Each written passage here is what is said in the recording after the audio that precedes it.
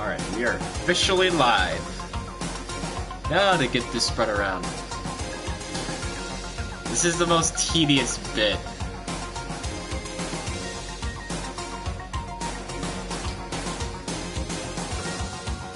Oh, it is tedious. Hold on. Before I actually share this, I need to get rid of that. I need to get rid of space here. It's gonna be magic.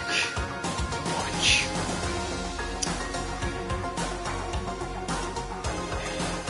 You know, if I was recording Danganronpa on my computer, it'd be a different story. It could change everything.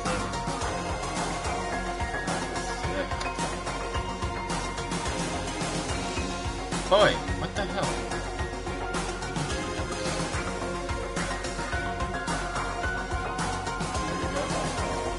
There we go. Continue saved.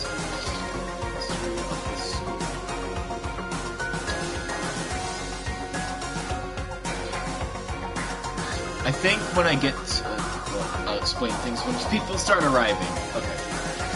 Alright, it's better already.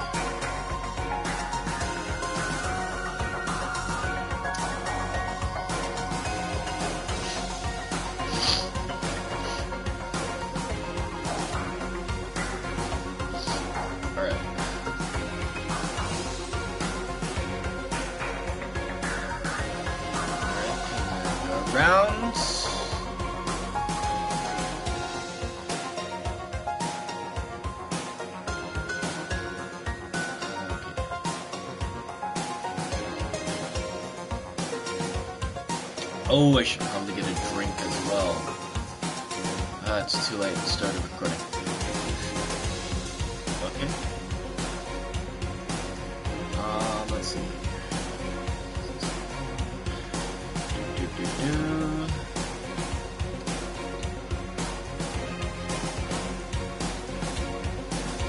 Alright. Here.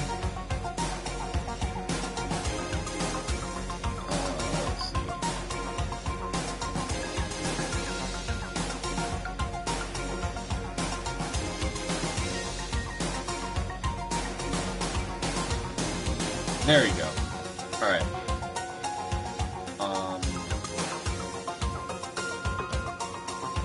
Nice. There we go.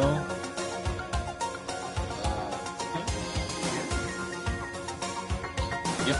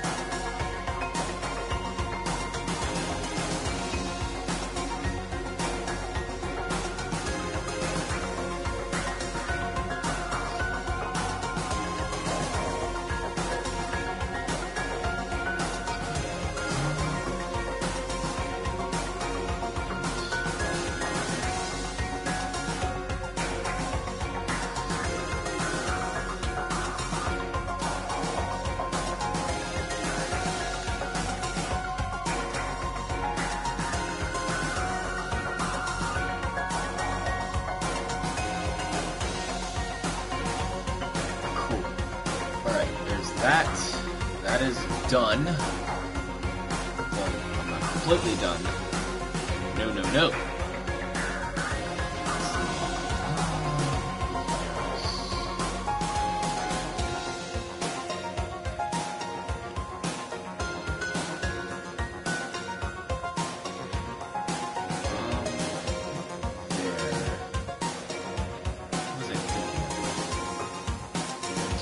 Wow, it's been 4 minutes. 4 minutes of this. Oh, right. Boom.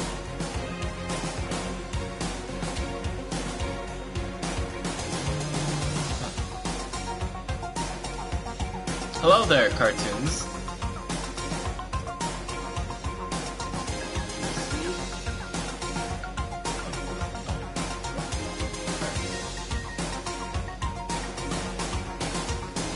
Alright. Twitter, and then we can get going.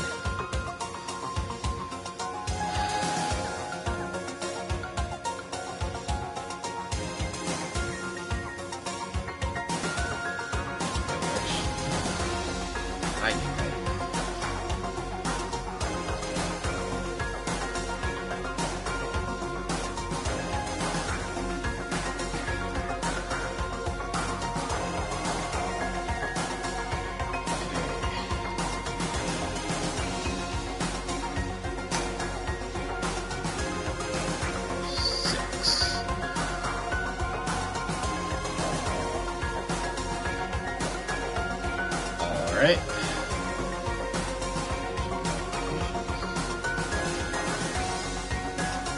Okay. I think we are good to go. Alright. Thing checking. Okay, we're good. Hey guys, Lugiamasterbrony, and today I am back with more Danganronpa Trigger Happy Havoc. Now, last time we got through the flash trial, it was honestly a shorter stream than I thought it was going to be. So, going on, when I get to the next Danganronpa game, I'm thinking about changing the way I title the episodes. So, what I mean is, I kind of want to start putting the chapters on. So, the titles are going to be a little bit longer, probably, but I'm going to start putting the number of the chapter I'm on as well, so people don't get too confused on where I'm at. Chapter as well as what's going on. So, yeah. Anyway, let's get going. The ultimate despair. A group of people who caused the tragedy 1 year ago. Those same people put together this killing game and began broadcasting it around the world. The most desperately awful group of people ever. That is the Mastermind's true identity. Our enemy has finally been revealed. But right now... Anyway... Right now, we have to get out of this horrible place. Figuring out the rest of the story can come after. Yeah, you're right. Wait, when did it turn green? Wait, is it the chapter? It's locked, but we have a way to open this door. Kyoko, do you still have that one thing? Monokuma's secret tool that you got from the headmaster's room? Indeed. Of course I do. It's an absolutely vital part of ensnaring the mastermind. I would never part with it. And it can open any door in the school, right? That's right. Then we should be able to use it on that door, right? Hey Kyoko, we can use that key of yours to open this door, right? It's true. Let's find out. Kyoko took out the key with the Monokuma design on it and slid it into the keyhole. And then... Yes! It opens! Indeed. And now we can get out of here. Let's go. Sounds good. We quickly opened the door and made our escape from the garbage pit. Finally. We were finally free. But there wasn't even time to take a breath of relief. Because the real fight had just begun. Ultimate pain, ultimate suffering, ultimate despair, ultimate execution, ultimate death. Here we go. After leaving the garbage pit, we found ourselves in a tunnel extending straight up like a chimney. There was a metal ladder leading up into the tunnel. We started climbing the ladder, intent on reaching the surface. The ladder was impossibly long. I couldn't even see where it ended. We climbed into darkness. The passage was so dark and cramped, I couldn't even see my own feet beneath me. I had no idea we were so far down. Hey. Don't lose your footing. If you slip, I won't be able to catch you. Yeah, I'll be careful. But now that you said that, I'm getting kind of nervous. I would be kind of nervous on those kind of ladders, too. No supports? Oh, boy.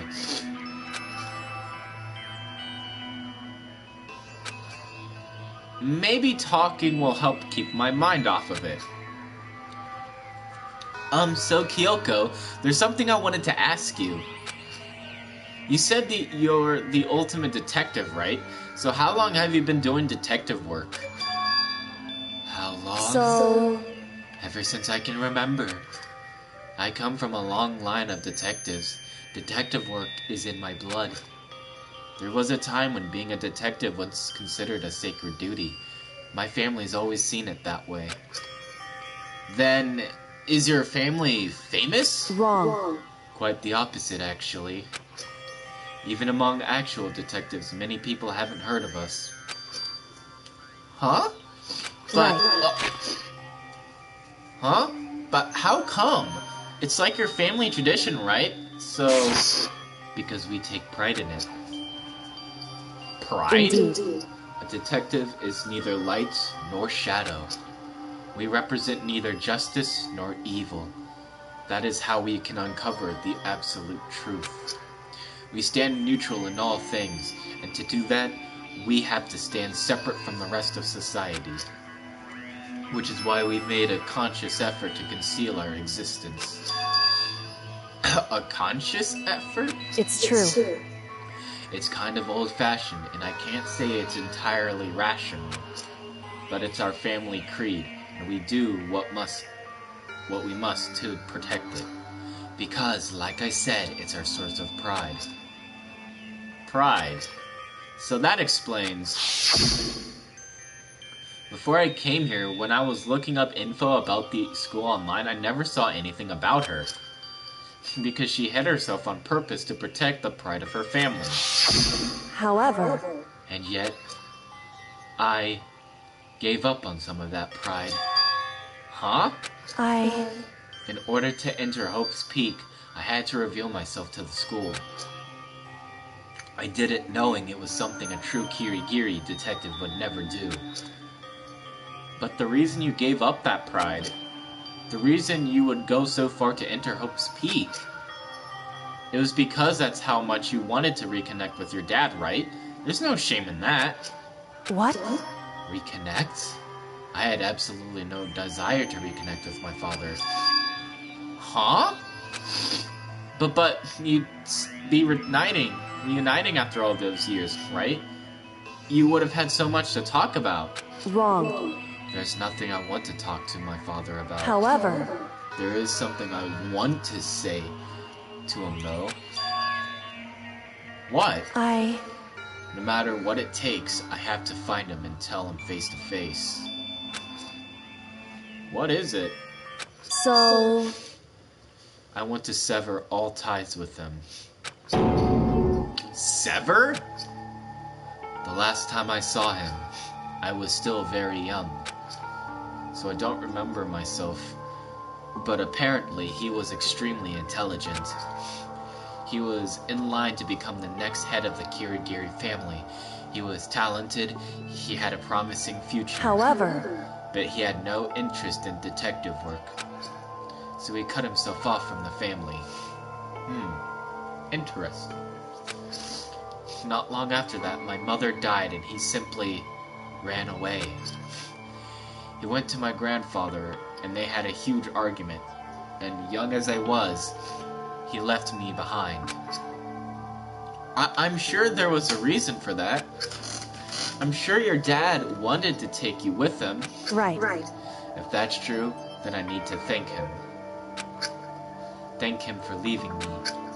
Because unlike him, I take pride in the work I do. I take pride in my family name. So every last part of me is happy he didn't take me with him. If I'd gone with him, I never would have had the chance to become a detective. I was above Kyoko on the ladder, so I wasn't able to see her expression. so I couldn't tell. I couldn't see how she looked when she said that, what she might have been feeling. All I could tell was that compared to her usual self, she was more talkative and more emotional. I don't blame him, you know. He had his own life to live. That's what everyone in my position might say, right? But it's not true. However, But there's one thing I can never forgive. Really? so The way everyone else looked at me. I was never sad about being left behind. Like I said, I think it was a good thing. however, But when the rest of my family looked at me, they saw something different. They only saw me as a little girl that was abandoned by her father. That's how they see me, even to this day. His shadow has been following me my entire life. I'm sick of it. I need him out of my life. I need to step out of his shadow. correct. That's why I have to find him and tell him we're no longer family. Jesus! In order to settle the past. In order to remove him from my life forever. I have no doubt he forgot about me years ago. But, your family? To just cut him out like that? Wrong. Our only connection is through blood, nothing more. Are we connected by heart and soul? No. Hey, Is blood really enough to call someone family? Only connected by blood, not by heart or soul. I was so shocked to hear her say something like that, I didn't know how to respond. So instead, I said nothing. Honestly, I don't know what I would say. I just kept climbing the ladder in complete silence. And after I don't know how long, we finally reached the top.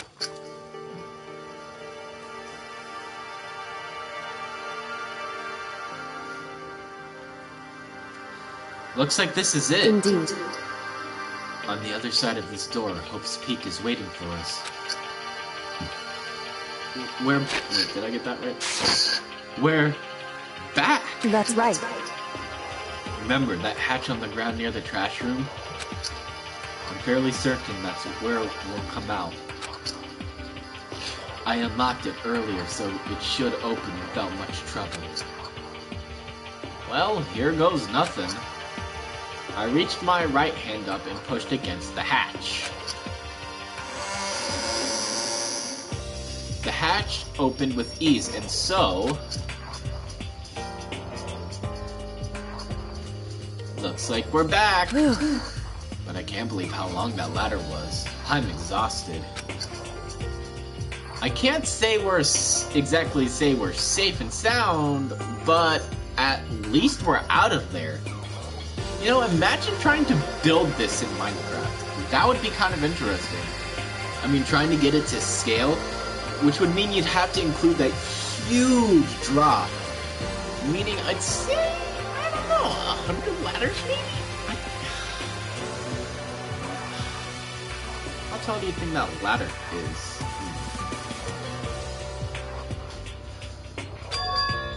Now we're back in Hope's Peak Academy. Kyoko, thank you. I never would have gotten out of there without you. No thanks necessary. I was just returning the favor. Alright. So what's the next step once we get out of here? I should ask Kyoko. So, now what do we do? I'm glad I didn't die, of course, but if the mastermind finds out... And I'm worried about you too.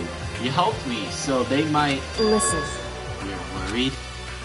Yeah, of course. So then, Then let's just get a concrete answer. Huh? in other words, Let's ask Monokuma if there's a problem with you escaping. Well, wait. That's... however, If we try to hide, it's only a matter of time till we're found out. And it's not like we can run away.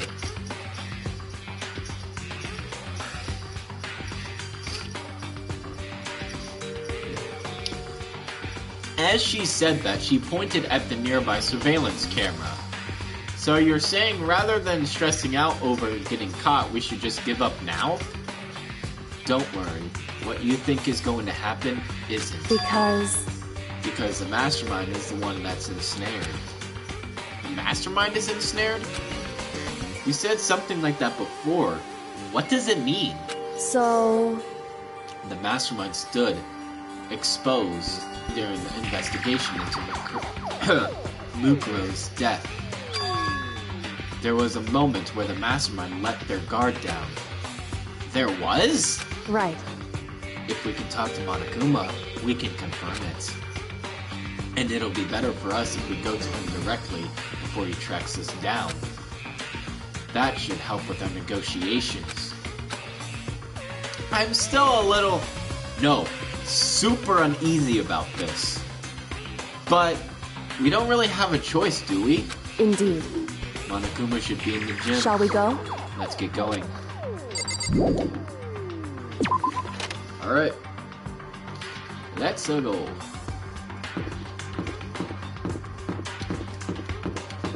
Yeah, I'm going the long way.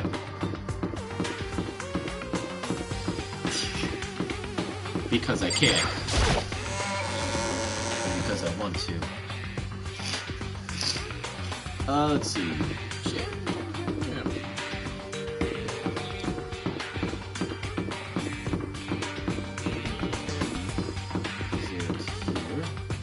Oh yeah! I still remember this place at the back of my head.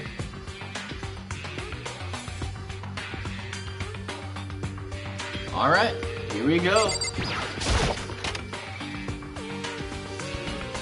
Well now. Hey! Kyoko, I don't mind so much. I don't believe it! But Makoto's supposed to be dead. What's he doing here? That's exactly how I thought he'd react. Are we really gonna be okay? Boom! You were supposed to be punished. Did Kyoko help you out? What? So what if I did? What will you do? Shing! If the guilty party is exposed during the class trial, they alone will be executed. It's unfortunate, but that is the rule.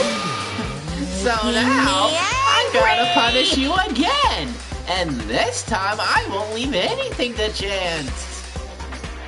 Kyoko! Right. Whatever you feel like you have to. What? However, But before you do, let me just say one thing. now, If you execute Makoto, that means you lose. Not that matters. Not that that matters to you, right? Huh? I lose? Hey! You! Explain yourself! What do you mean by that? because Well, you set up this latest class trial yourself, right? I was getting in your way, so you wanted an excuse to kill me. in other words, I was supposed to be chosen as the Blackened and then executed, right? Hey! What are you talking about? however, But when Makoto chose to overlook my lie, your plan came crashing down. The results of that trial weren't at all what you were expecting. Because you never imagined that in that position, one person would protect another like that. right, And in response to that unexpected development, indeed, you reacted by proclaiming Makoto the Blackened and trying to execute him. You made the choice out of desperation. No more than that. You must have realized that Makoto, who refused to be manipulated, was a threat to you as well. however, But then there was another unexpected development waiting for you. An entity that would throw a wrench, so to speak, in your precious execution machinery. Alter ego. You never imagined the possibility of a being that could come to our aid even after you killed it. am I wrong? Now, here's the absolute truth. Makoto didn't kill Mukuro. You did. Listen to me. So executing Makoto for it would surely be a violation of your rules which I know he loves so much. If the blackened is exposed, they alone will be executed. That's what you told us, right? And that means I lose. You talk a big game. You're saying the Blacken is me and not Makoto. Well? And you can prove this, right? Well, No, I can't. Don't just say it like that. What is this, a comedy routine? To make such a bold claims without a shred of evidence. that doesn't matter.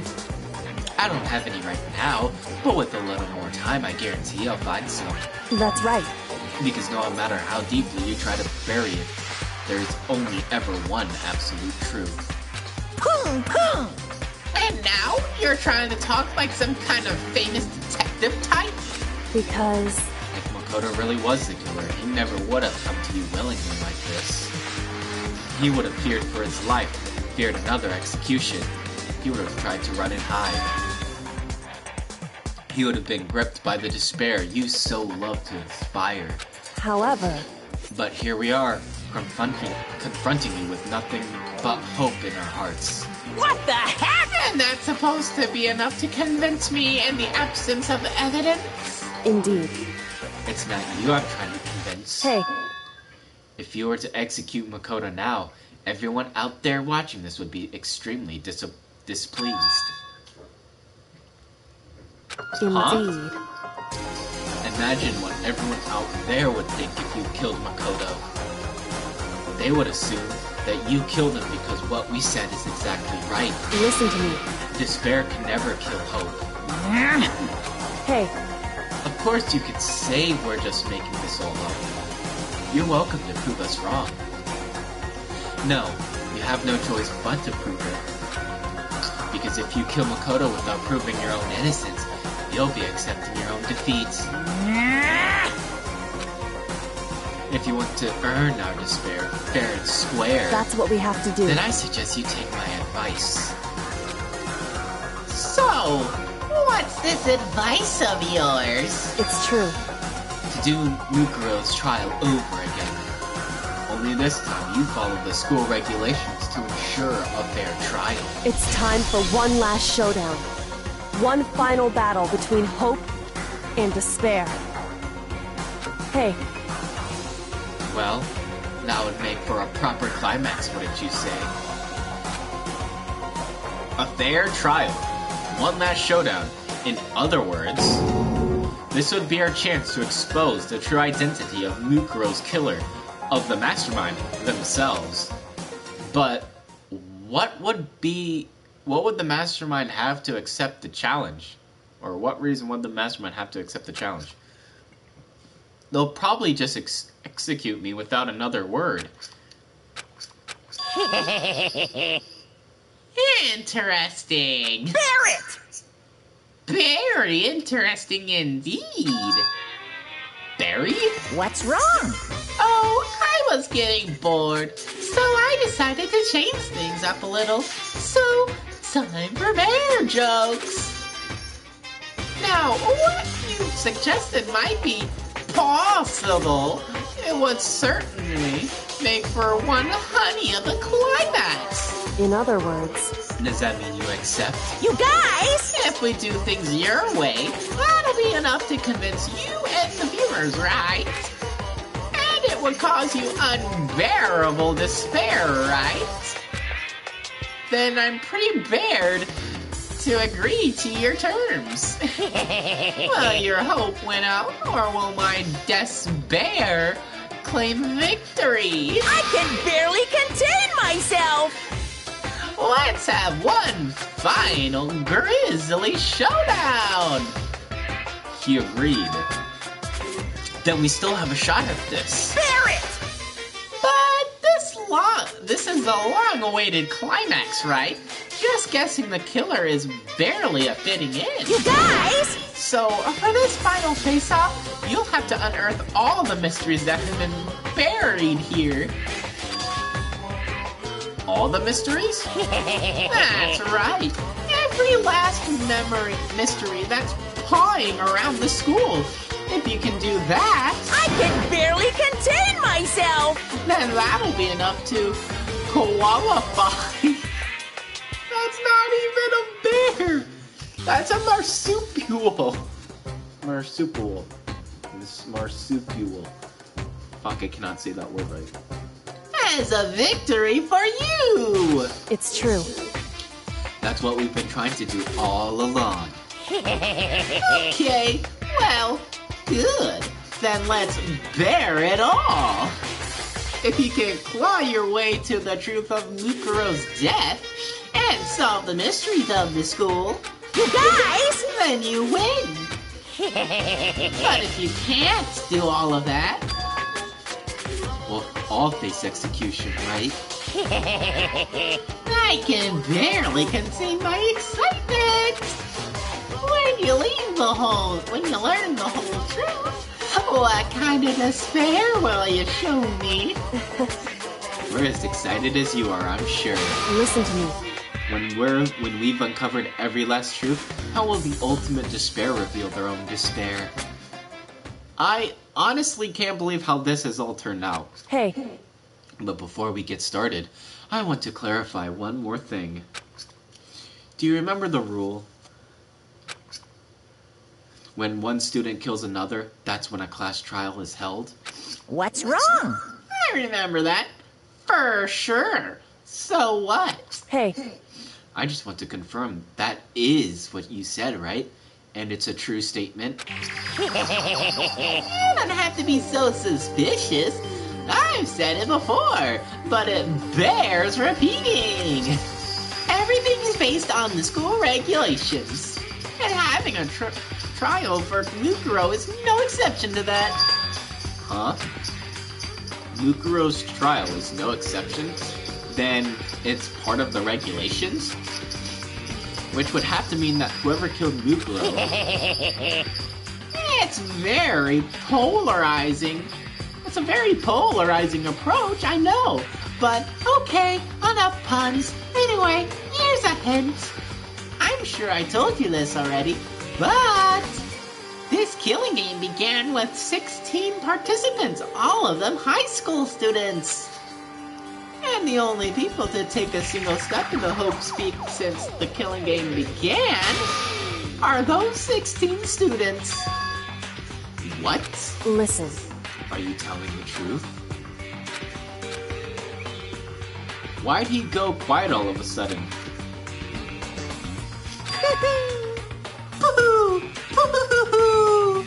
Now I'm really angry! I'm done talking. I got nothing left to say to you.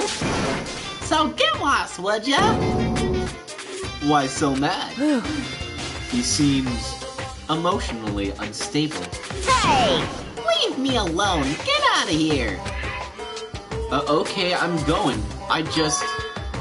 You're really gonna let me go? I don't even care anymore.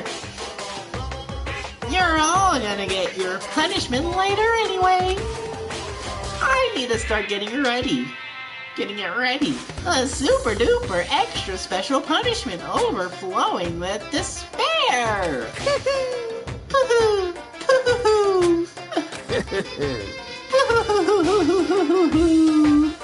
Hey, Come on, Makata. Let's go. Okay.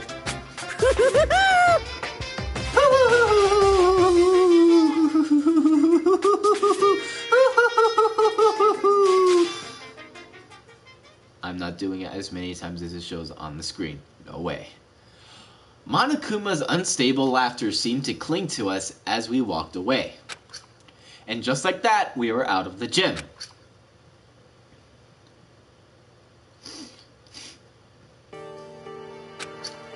I could hardly believe it, but somehow I ended up not getting executed. I still had my life, and we still had a chance. Overall, things turned out way better than I expected. Once again, I was in Kyoko's debt. Kyoko, thank you. Everything I have right now is because of you. however, Don't thank me just yet. The real battle is still ahead of us. Yeah, true. But still, I'm glad it worked out. I wasn't sure if the enemy would accept my proposal. But honestly, why would the Mastermind agree to that? I mean, they don't stand to gain anything from a final showdown, do they? So... They had no choice but to accept. Huh? Because... It's all because of that one moment that the Mastermind let their guard down, like I said.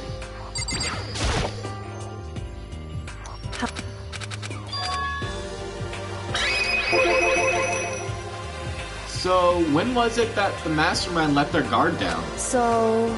I wasn't there to hear it myself, but do you remember what the Mastermind said? They said they had hijacked the airwaves to broadcast our school life to the outside world, right? Yeah, they definitely said that. Listen. And what did you think when you heard this? Pretty hard to believe, right? Well, I mean, the idea of actually taking over the airwaves seems so unbelievable. Indeed. We don't exactly read about something like that happening very often, so it's hard to imagine. In other words, that kind of thing is extremely difficult to pull off. However... And yet, somehow, the Mastermind was able to do it. In other words... But think of it another way. There must have been some reason they had to do something that difficult. A reason? So... They had to show the whole world something, no matter the cost. Us killing each other. They wanted to show the world? It would seem... The Mastermind has been very adamant about not killing us directly, but forcing us to kill each other. And all their rules and regulations were designed to encourage that. Yeah, that makes sense. If those stupid regulations didn't exist, nobody would have killed anybody. In other words... So the Mastermind's ultimate goal was to make us kill each other and show that off to the world. But why? Correct. To prove a point, most likely. Prove a point? Hey. The outside world has a name for the students of Hope's Peak, right? A certain concept. You're talking about hope, right? That's right. And for those of us who represent hope, to kill each other and sink into despair? The Mastermind wants the world to see that, to try and prove that despair is better than hope. That's their goal, as the ultimate despair. What? They want to prove that despair is better than hope? But that's ridiculous. It's true. You're right. It is ridiculous. Completely irrational. It's the kind of thing that nobody but those who called themselves the ultimate despair would devise. That group whose only purpose and motivation comes from despair. But is that really their only reason for making the rest of us suffer? Makoto. I know how angry it must make you, and yet, that same motivation is what led to the Mastermind revealing their weakness. What? In other words... Because their goal is to broadcast this killing game to the world. The Mastermind has had to be more particular than is reasonable about their own regulations. If the Mastermind simply ignored their rules, this wouldn't have been a game, but a one-sided slaughter. At the very least... At least that's how those who are watching this would have seen it. And that's why the Mastermind couldn't kill any of us themselves? Indeed.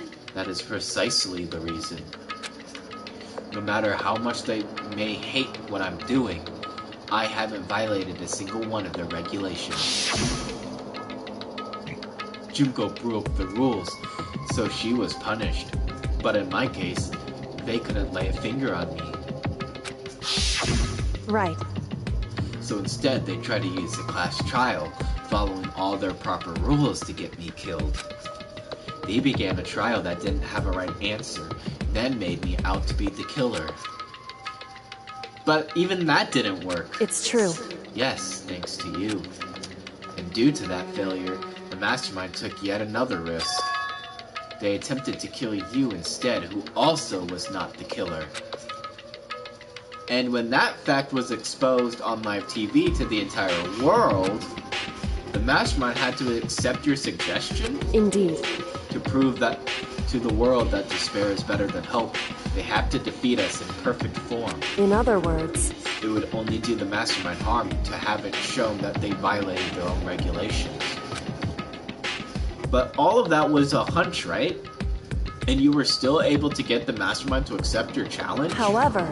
Well, it's only thanks to you that we got to that chance.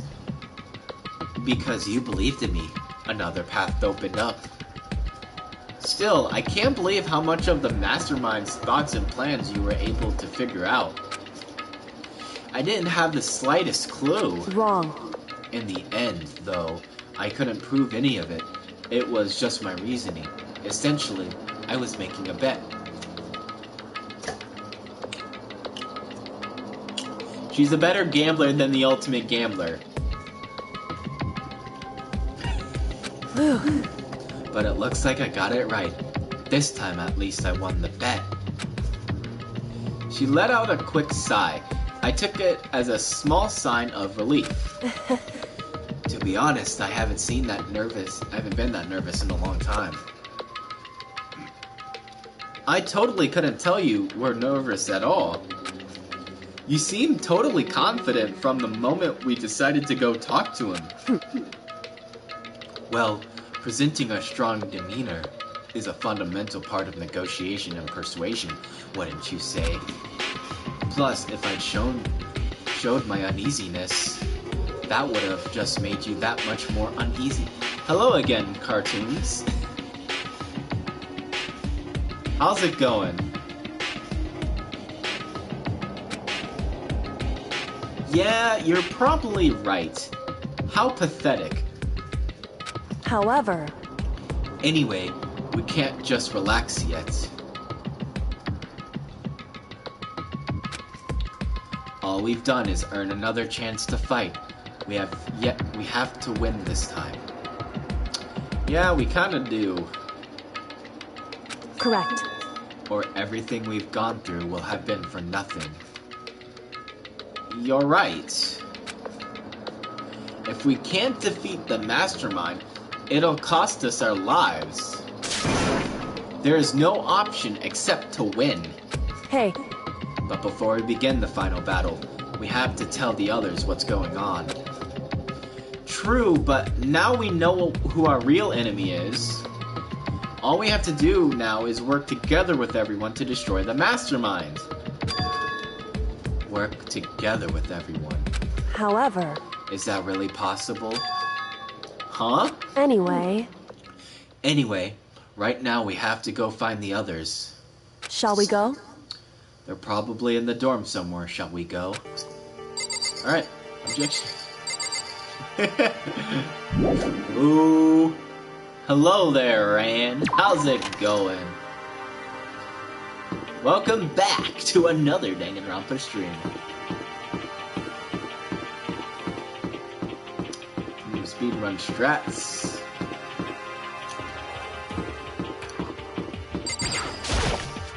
Hell yeah, it's gotta be in line with the top record, right?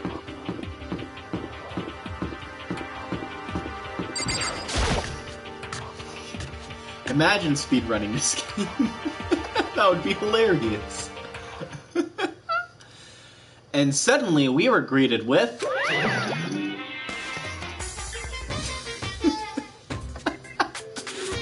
There's nothing I could say that just...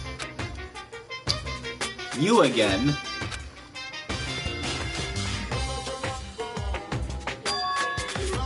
Is he broken? I suppose his emotional instability reached its limits.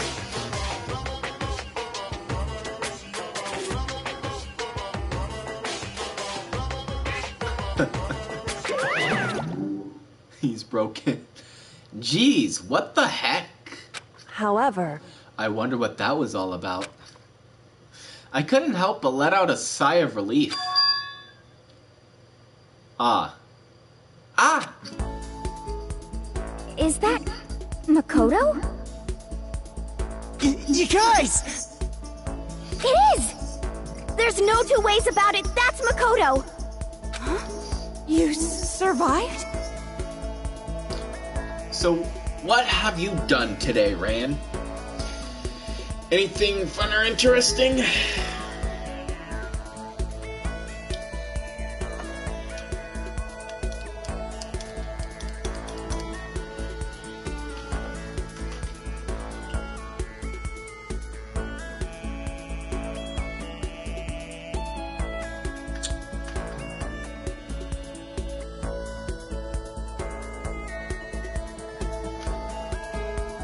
Ooh, cool. You have the new Mario Party game, huh? I don't have the new Mario Party game. As of yet. I don't know if I have the desire to get it yet. Because I'm not sure if Mii's are in the game. Which, again, I would love to see more Mii-based games for the Switch. I just think we need more. Well, if Rosalina's in the game, then I'd go with Rosalina. Because I think Rosalina is the best and coolest princess out of all of them. Interesting. Well, I might have to go check it out. Jeez, you're like a stubborn little cockroach, you know that? Okay, Rosalina's in the game. If I were to get it, I'd be maining Rosalina pretty much the entire time. That or Luigi, as to kind of make fun of people mispronouncing my name as Luigi instead of Lugia. But if Mii's are also in the game, then I'll also play as a Mii. Just saying. I'm just asking to make sure, but you're not a ghost, right? Everyone was there. Everyone's here. We got Mario, we got Luigi, we got Wario, we got Sonic, Pikachu, Pichu, Mewtwo, Lucario, and Incineroar. Steve. Everyone is here. All my friends who had struggled together and survived. As soon as I saw their faces, I couldn't help myself. I started to tear up. What? Right, what's that smell? What the heck? Yeah, man, that seriously stinks. It's Makoto! He smells like a wet dog! Get away! Shoo, shoo! And in a flash, my tears dried up. Wow, y'all are dicks. Fuck off. I probably should have labeled. Fuck you guys. It's all about me now. You guys can't hold a candle to my power. I still can't believe you survived. Yeah, me either. Do you realize why it is you escaped execution? It was Alter Ego. He saved my life. That's right. Not too many people can say they had their life saved by a computer program. I imagine it was a learning experience for you. Cool. Yo! Makoto, what was it like hanging out in the spirit world? I didn't go to the spirit world. You know? Did you get to talk to her? Who? Miss Cleo.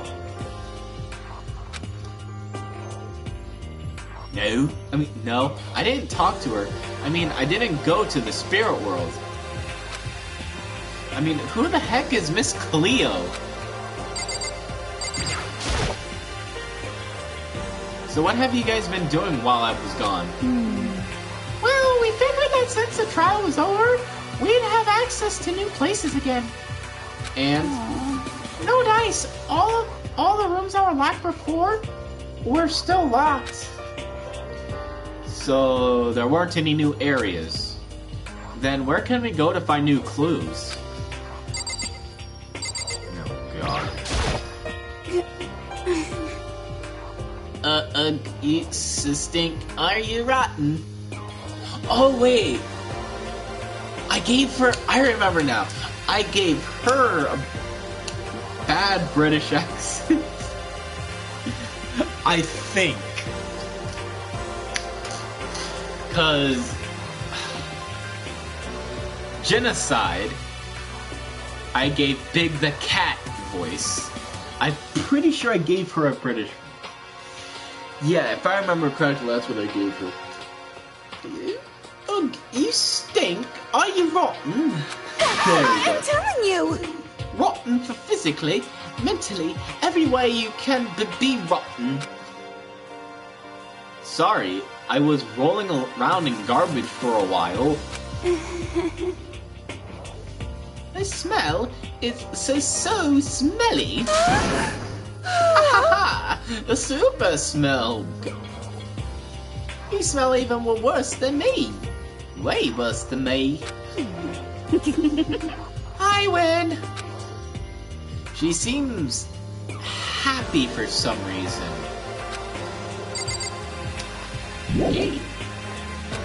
Fuck you, game. Fine. Makoto. There's no time to indulge in an extended happy reunion.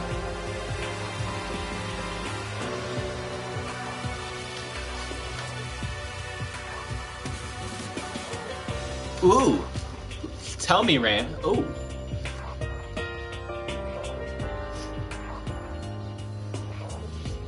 The Good Barrel Agency.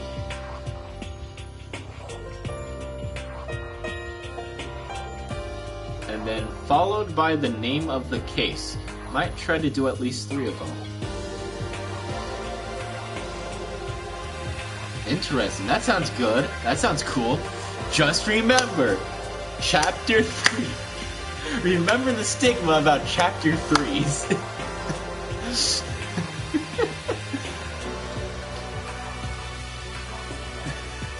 I'm joking.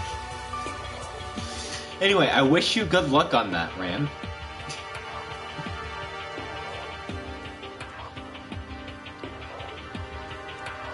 Don't... Hey. It's not jinxed until Jinx shows up. And Jinx the Pokemon has not showed up. Therefore, you are not jinxed. You are good.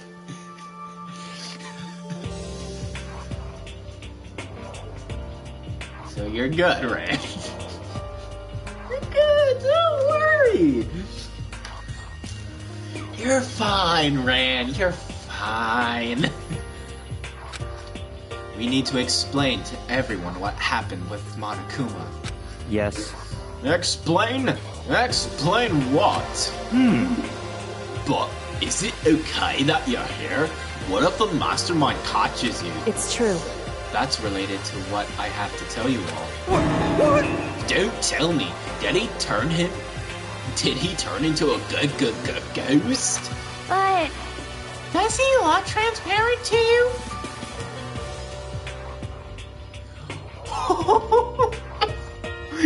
Yes. Oh, I know exactly who you should get to read that. If it's anyone that needs to read that first, I think you know exactly who needs to read that.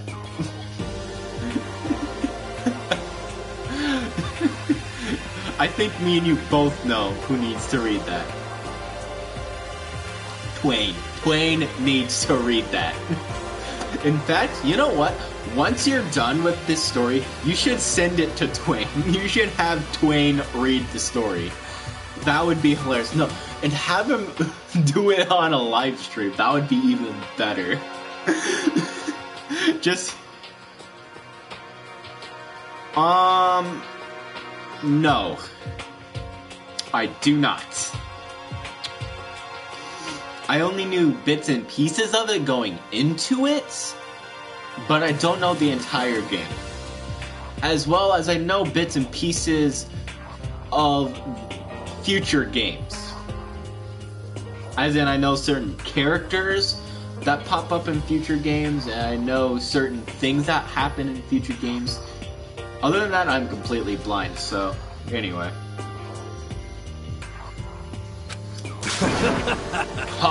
That's just a silly superstition. If ghosts were see-through, they couldn't lead normal lives. Okay, that's enough. Talking to you makes me just want to lay down and go to sleep. What? Motherfucker. Oh wait, you're right. I forgot. I'm stupid. I need to tell you all about the last class trial. Huh? Last class trial? In other words, We're going to redo Mukuro's trial. Huh? What? Seriously? How about that? What's the point? What's the point of redoing it? Makoto killed her, what?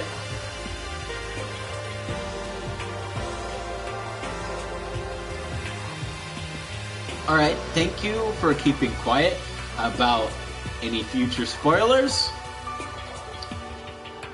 As in the rules of my live streams, it does say no spoiling, so unless if I asked. I decided to, take on some of Twain's or Students of Gaming's rules and added them to my own rules. Actually, before this, I didn't even have any rules to my live streams. And now I have like a very, very basic rule set. Just 2 rules, and that's it. No, I didn't do it. Like I keep telling you. wrong. Makoto isn't the killer. And of course, it's not me or any of you. Then, who is it? I see. What she's saying is, it was all the work of the mastermind. Oh shit. Oh shit. Wait. Plot twist, my hair is actually related to Yasuhiro Hagakure's. Yes, hair has family lines now. Huh? What? You're saying the mastermind killed Mukuro? That's right. It was all an elaborate trap contrived by the mastermind. Makoto spotted the trap in time and did what he had to do to stop it. Wait, and did what he had to stop it. Okay. It would have made more sense if it said had to do to stop it, but he did what he had to stop it. Okay, yeah, it makes sense, but it's trippy. However, But his decision meant that he would be the one to die. What did you say? You spotted the trap, did you, Makoto? You make it sound like it was easy. I just, however, But executing Makoto, who wasn't the Blackened, is a clear violation of the school regulations.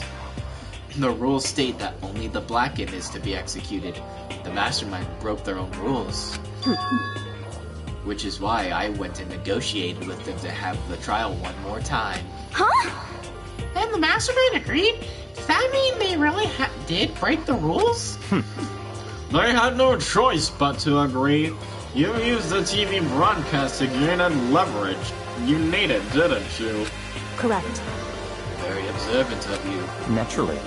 I recall what you said at the end of the last trial.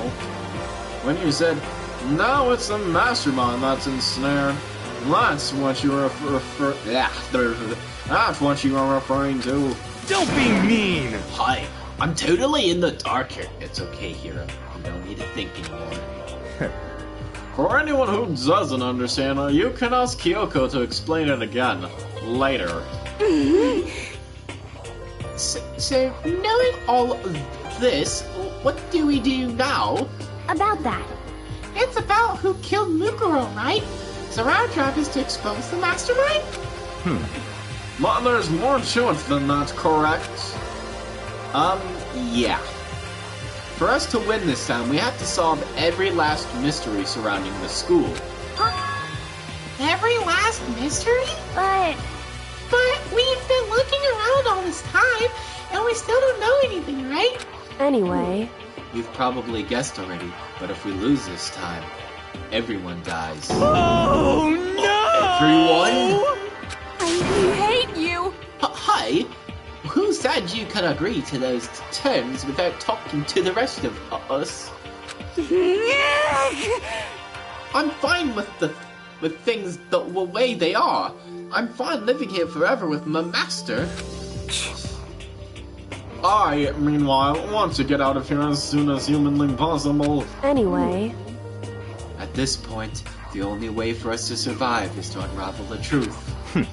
Interesting. In other words, one decisive final battle.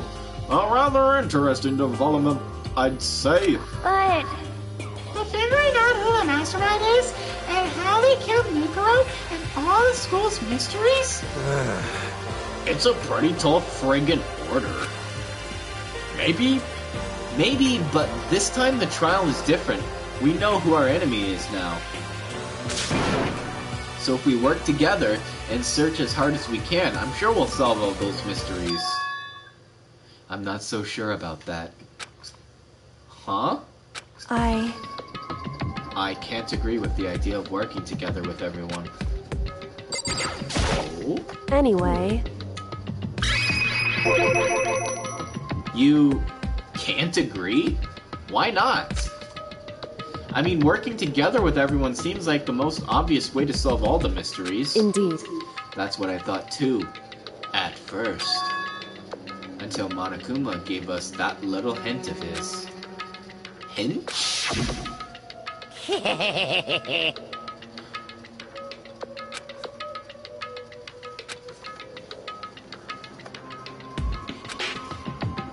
Okay. I see. Monokuma said that, did he? Then Kyoko's opinion is perfectly reasonable. Huh?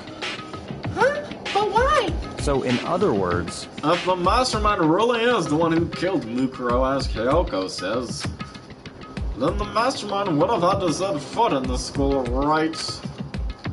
Monokuma could probably murder Mukuro, but there's no way he could have disguised the scene like that. in other words, But according to Mukuro, the only people who have set foot in Hope's Peak are the 16 students who have been taking part in the killing game. Then, the mastermind is... There were 15 of us in the main hall at the very beginning.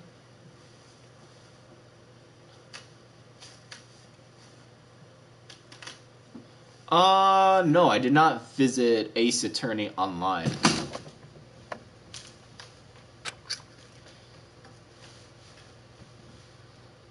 I didn't look, and you get 16. So the mastermind would have had to be one of them? that's right. And of those 16 people we started out with, the only ones still alive are the people standing right here. Need I continue, or do you get it now? What? You're saying the mastermind is one of us? no way! You can't be serious. Well, wait, we can't say for sure that's true yet. Monokuma might have just said all that to confuse us. Indeed.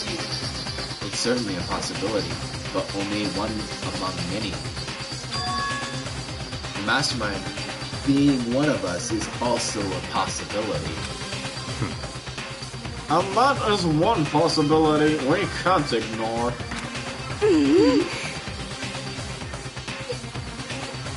Yeah, I mean, they're an ultimate, right? The ultimate despair, so they must be a high schooler. You can't say it's not possible. But if one of us was the mastermind, they'd have to be controlling Monokuma somehow, right? But did you ever see anyone acting suspicious anytime Monokuma was active? Well, Maybe they just snuck off and controlled him in secret. but I don't care how sneaky you are, we would have noticed someone sneaking off that many times. I'm right? Then maybe Monokuma was on autopilot. Maybe they loaded up all the dialogue and actions beforehand. In that case, there's no way he could have had all those back and forth conversations with us. Well, it wouldn't be entirely impossible if they directed the flow of the conversation. Well, maybe, but still. Ding dong, bing bong, baby. This is a school announcement. You've all probably figured this out by now, but at this point, the killing game has now entered true ending mode. So, in the name of fairness, I will unlock every room in the school. Look wherever you want. Solve the mystery in whatever way you see fit. Then we can all meet up at the class trial, okay?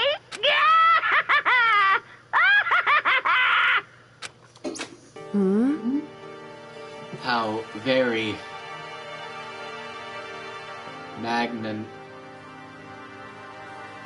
how magnanimous?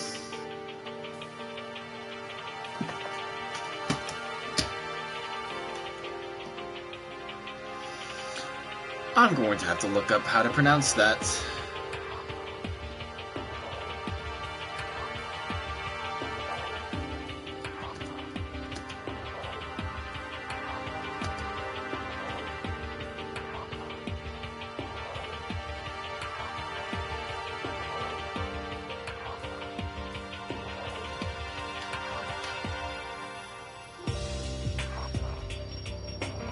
Magnanimous. Wait, that would be magnanimous, right?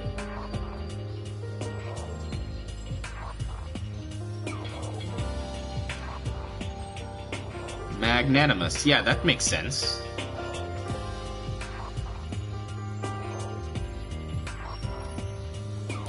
I think it's magnanimous.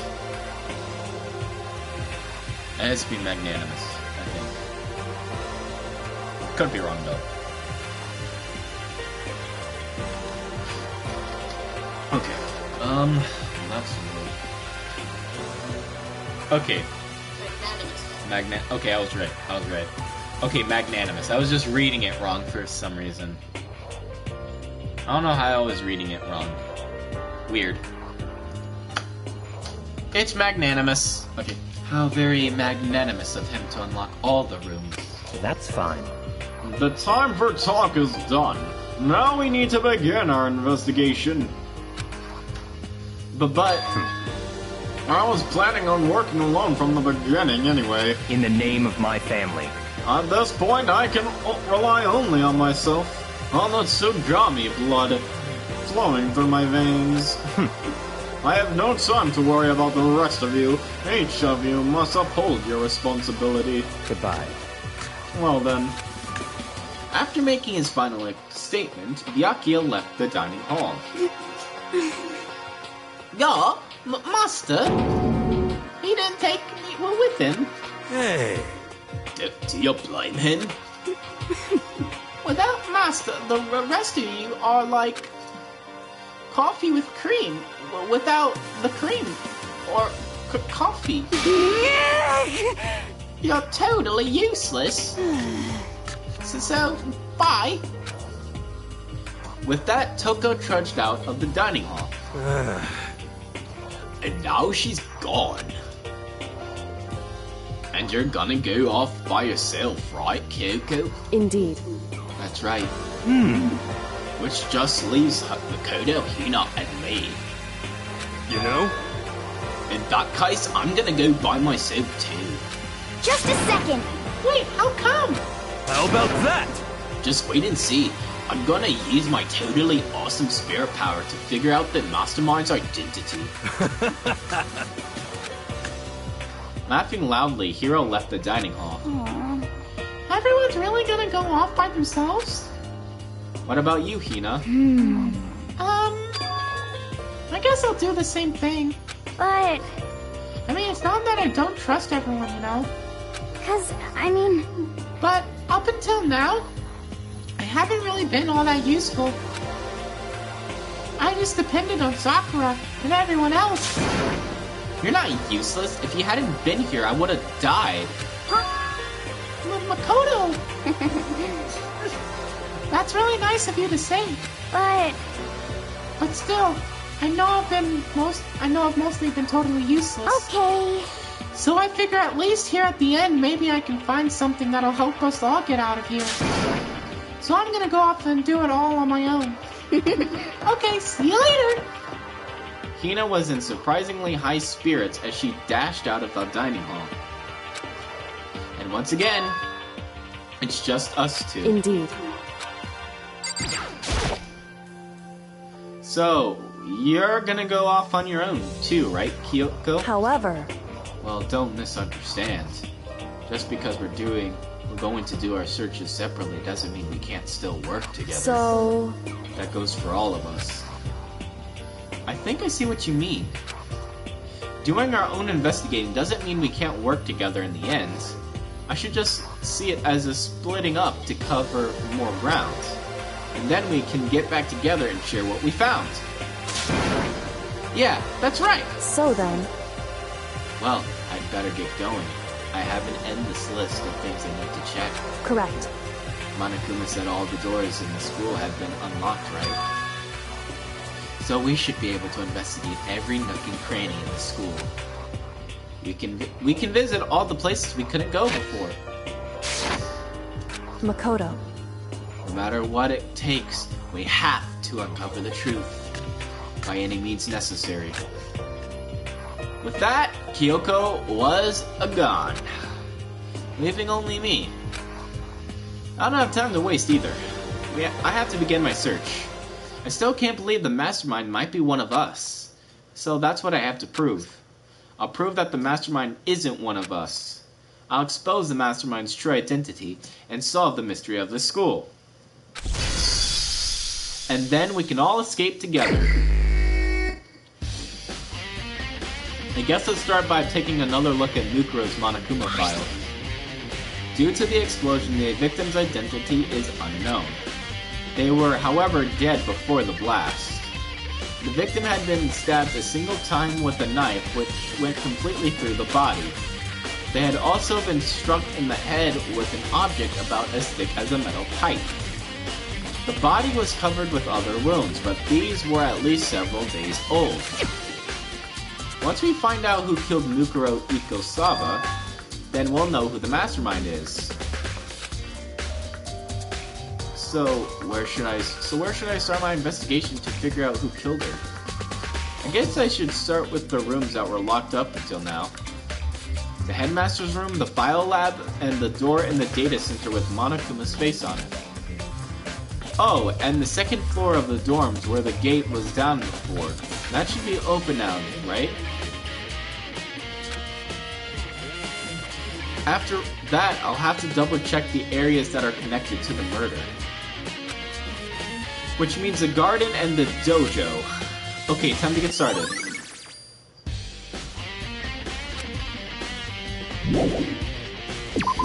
Alright, I'm gonna go get a drink. Be right back.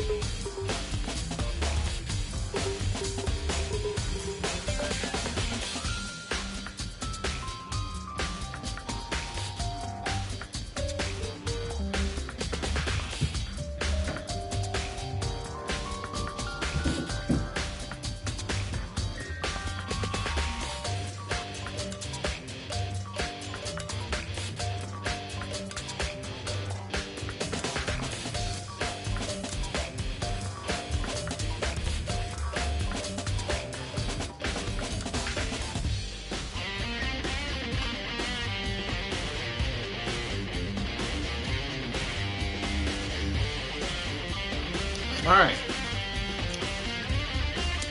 Got my drink.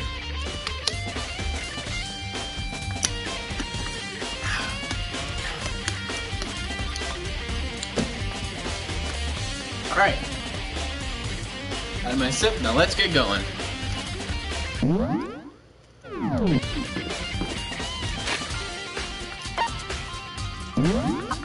Okay.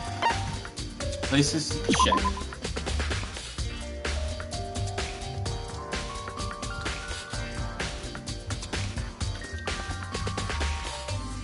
Alright, Ran.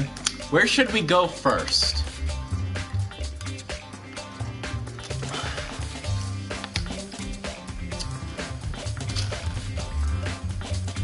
I'm gonna let you decide a little bit here.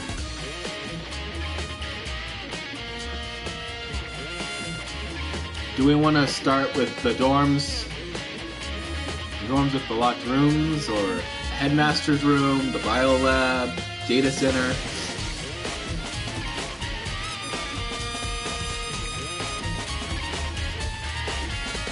Well, just say the names, because that's all that matters. So we got dorms with locked doors. 4th floor of the headmaster's room.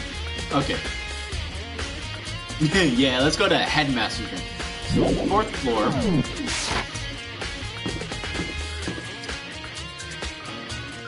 Stairs.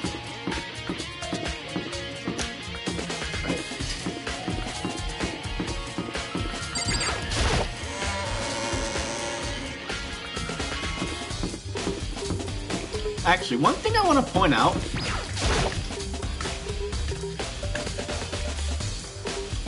I've been wondering, like, every single time, it's like, why is Hope's Peak Academy sign, why is the Hope's Peak Academy sign hanging right here?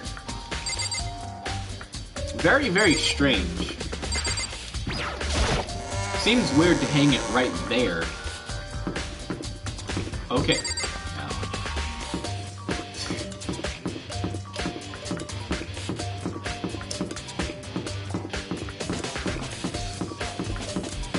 Alright, here we go. Master's room. Second floor is right there. We're on the 2nd floor, but 3rd floor is right there. Alright. Time for tricks.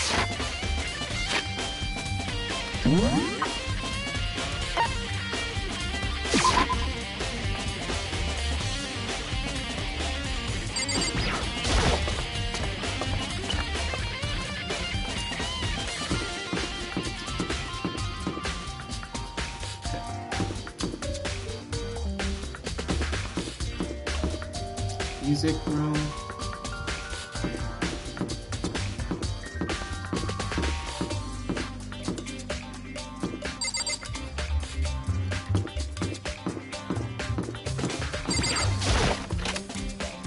Alright, here we go.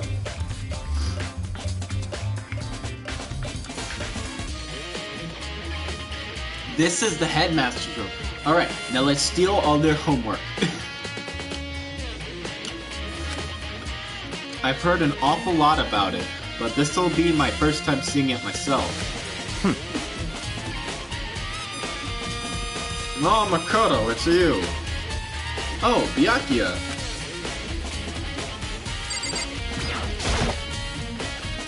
The bookshelf seemed very well made, and it's filled with files and thick books.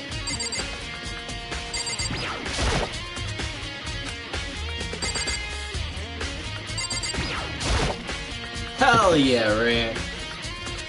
Well, you came to the right place this time. Would you like to see something interesting? Yes.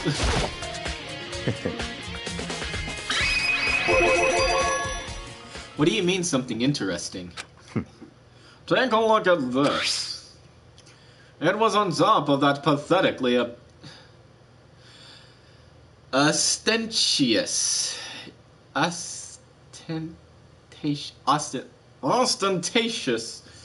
dusk.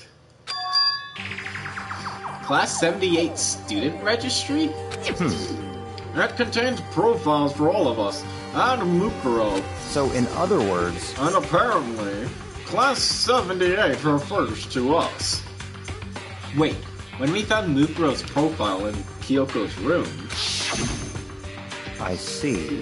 That's right. It also mentioned Class 78.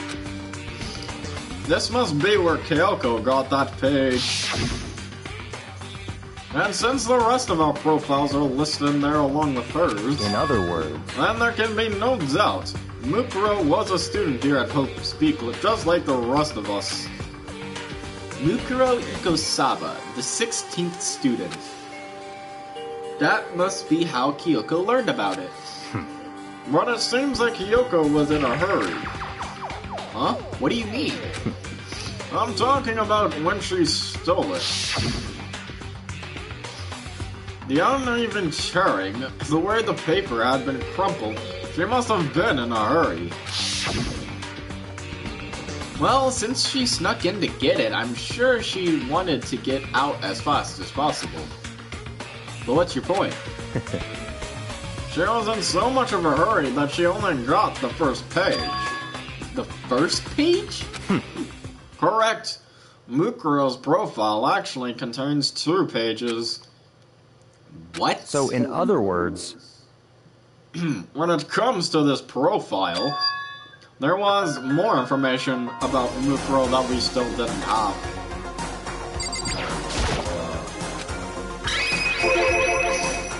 What kind of information is it? Why do you ask me to explain every little thing? You can read it, can't you? It seems to be some sort of detailed report put together by the headmaster himself. Interesting. I don't know what kind of man he was, but I'm glad he left us such an interesting clue. I was half listening to Byakuya as I skimmed through the report. Ow.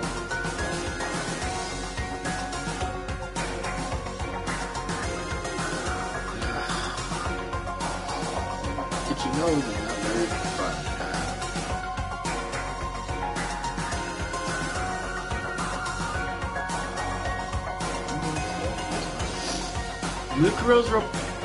Mukuro reappeared suddenly, and in the background, an entity floats, close but just out of reach.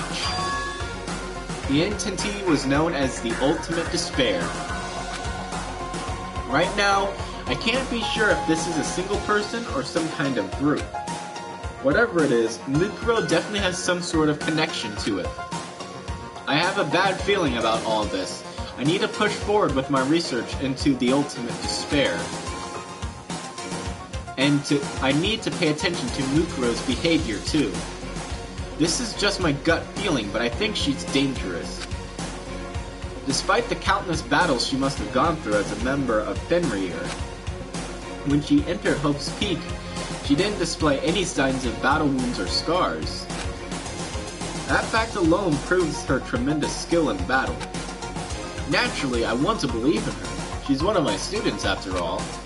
But if I decide she's a danger to the other students, I will be forced to take all reasonable measures.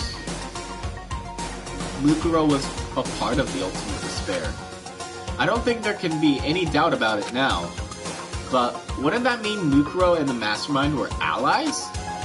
So why? Why would they kill Mukuro? Plus, even the headmaster seemed to be afraid of what Mukuro was capable of. They would have had to take her completely by surprise to kill her like that.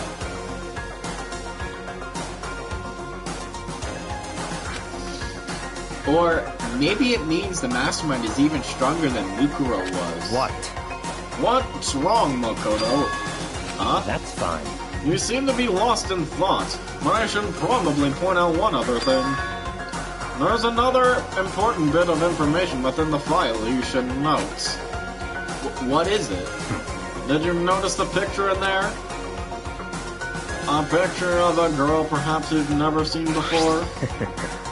A girl who seems to be included as part of our Class 78. That shouldn't be enough for you to figure out who the girl is. And further information about that girl is included in the file. 5 foot 7 inches, 97 pounds. Holy Shit! And it even lists her vitals. 31, 22, 32. Look at this photograph. Every time it makes me laugh. Well, what do you think? What do I think? Are you asking me, like, if she has a nice body? Stop talking. You hopeless idiot.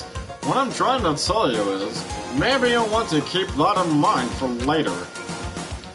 Maybe you'll make your way back to the corpse and maybe you'll think, oh, could that mean... Wait, is he trying to say there's a chance the body isn't actually Mukuro? Is that what he's saying? Personally, what I'm thinking seems all but impossible, but it wouldn't hurt to confirm, right? It's all clear now. That's all I was trying to say. What you do with that information is your business. So I'm back to being Byakuya's errand boy. Hell fucking yeah. Oh, and one last thing.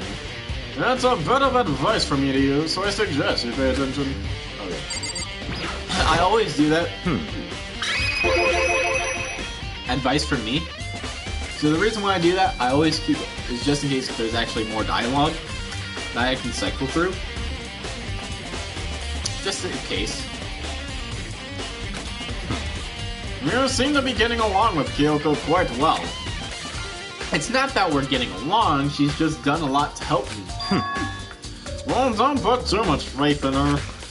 In other words, The cost of that faith might be more than you can afford. What are you saying? Just what I think. Call it a hunch.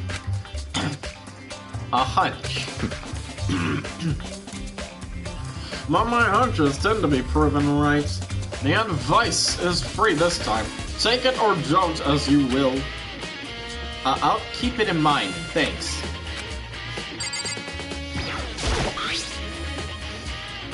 Class 78, Student Registry. Apparently that's us. It has profiles on me and everyone I met at the beginning, and Mukuro. Just like us, Mukuro was apparently a new student here at Hope Speed. Mukuro Ikusawa, part of the Ultimate Despair, which means her and the Mastermind should have been allies. But then why would the Mastermind kill her? Weren't they friends?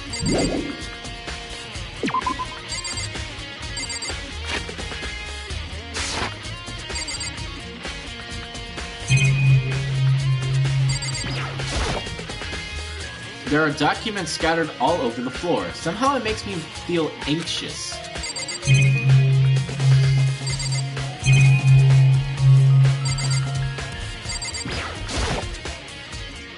There are trophies and even a shield in the display case.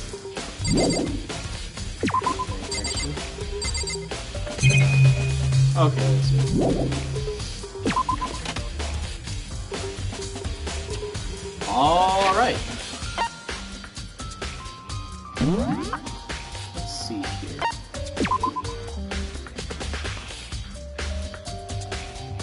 Should we head to the...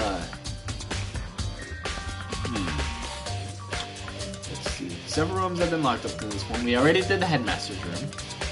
The biolab on the 5th floor. The Monokuma door in the data center on the 4th floor. And the 2nd floor of the dormitory area.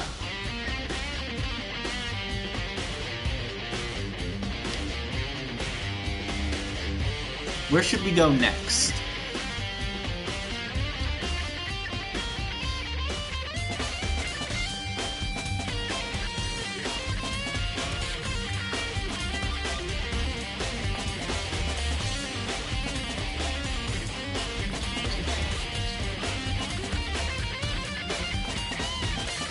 Want to go to the biolab or the data center or the dorms? We're gonna save the garden and dojo for last.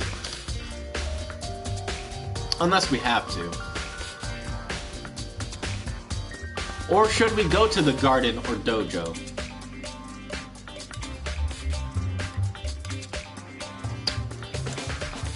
I'll leave that up to you guys again.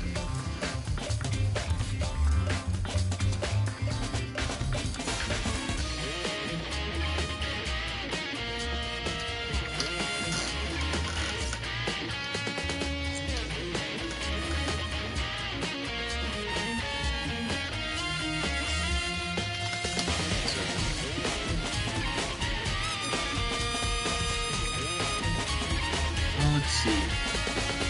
You could just go to the bio lab and just go in order.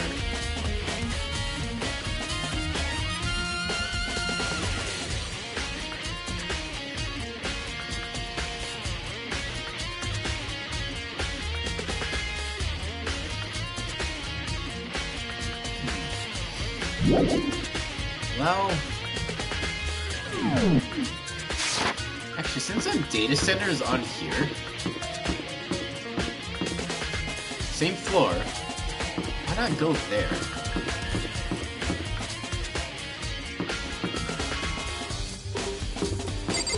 Yeah.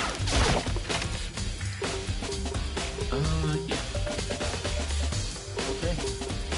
Hey, Makoto. Ah, Makoto! You here to look around too? Is that what you're doing here? Yeah, I can't help but wonder about that Monokuma door. Yeah. So I figured, if all the doors in the school have been unlocked, that one should be open too, right? But, Although, I can't bring myself to open it, because it might explode, right? And that really suck. So, you open it. Dick. I'm sure she didn't mean it, but she made it sound like she was okay with me getting blown up. Hey, asshole. Okay, so I guess I'll open it. Ah, wait, let me take cover first. I don't want to get exploded. Hina raced over to a nearby desk and hid underneath it. Okay, go ahead. Everything will be okay, right? Alright, here goes nothing. I threw all my weight into it, but the door opened much easier than I expected. Ba-da-bum-bum-bum-bum-bum. There was no explosion, thankfully. My first impression was, somebody's living in their parents' basement still. Whoa, this place is totally sci-fi. Yeah, I was kind of thinking the same thing. Oh my god. Pause. Oh my god, they have separate pause. Oh wait, there's no. Really? What is this device? It looks like some kind of control panel. It's really over the top though, like some kind of military installation or something. Yeah, it looks like some kind of... It kind of looks like a mech cockpit, right? Hifumi probably freak out if he saw it. Cockpit? So the Monokuma room has a control panel that looks like some kind of cockpit. Always touch the beans. Not sure what that means. Then could that mean... Okay. Alright, let's start poking at it or whatever. I'm gonna start pushing buttons. Oh, hold on, you can't just... or whatever, something like this. But it was too late. Hina was already jabbing away at the control panel. Huh? Did you hear that? Yeah, I think it came from the other room. Hina, what did you push? I'm not totally sure, but... I think it was that one. The button that says Data Center. Data center? I took a good look at the control panel, and I saw a bunch of buttons, each with the name of a room next to it. And just like Hina said, there was one labeled Data Center. That must be the one she pushed. But the Data Center, that's right next door. The room we were just in, that's where the strange noise came from. I'd probably better go check it out. Yeah! Yes, please, I'm kind of scared out of my mind right now, so I'll just cheer you on from over here. Thanks. Okay.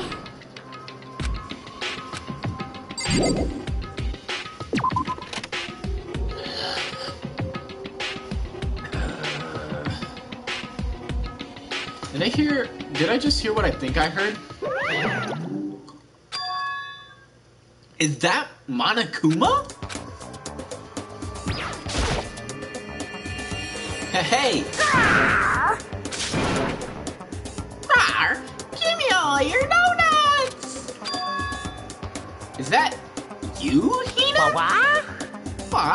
Aw, man, Busty. How did you know? Say what? Anyway, what is this? Some kind of remote control camera kind of setup? You don't even know what you're controlling? Hello. Well, I mean, I can't really see anything from in here. Found it. Guess what I found? A self-destruct button. No. Whatever you do not push it. Too bad. Aw, man. Were you seriously gonna push it? Anyway, I guess that settles it. The room with the Monokuma drawing on it, and the control panel inside.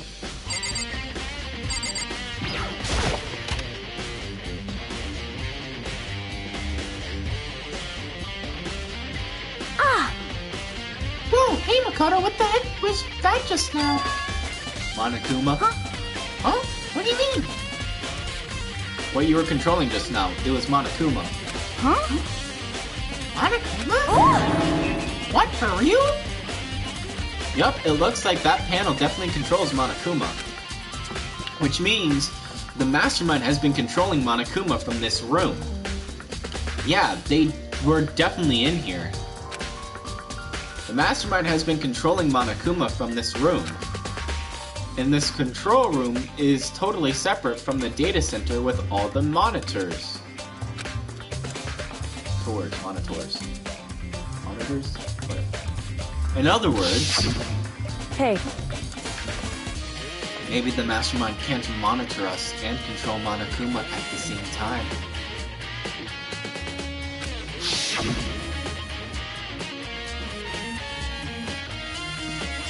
Kyoko's theory was right. But What if the Mastermind's been controlling Monokuma from here? That means they've been inside the school this whole time, right? I guess that would have to be true. But if that is true,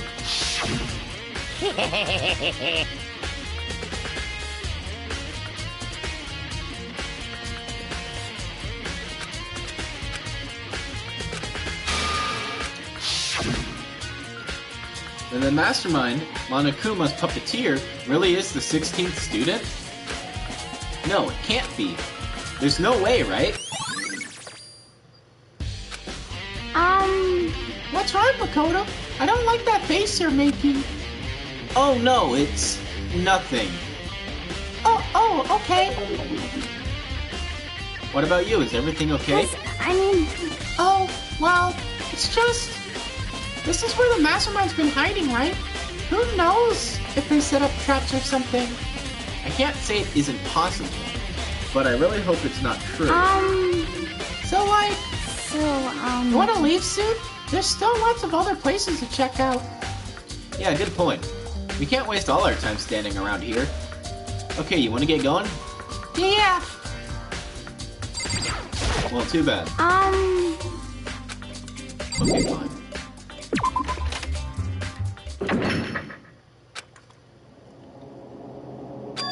Oh, wait, shit. As soon as the door to the data center was closed, I heard a strange noise. What was that? Ah, the door just locked on its own. What? Fuck, I didn't get to...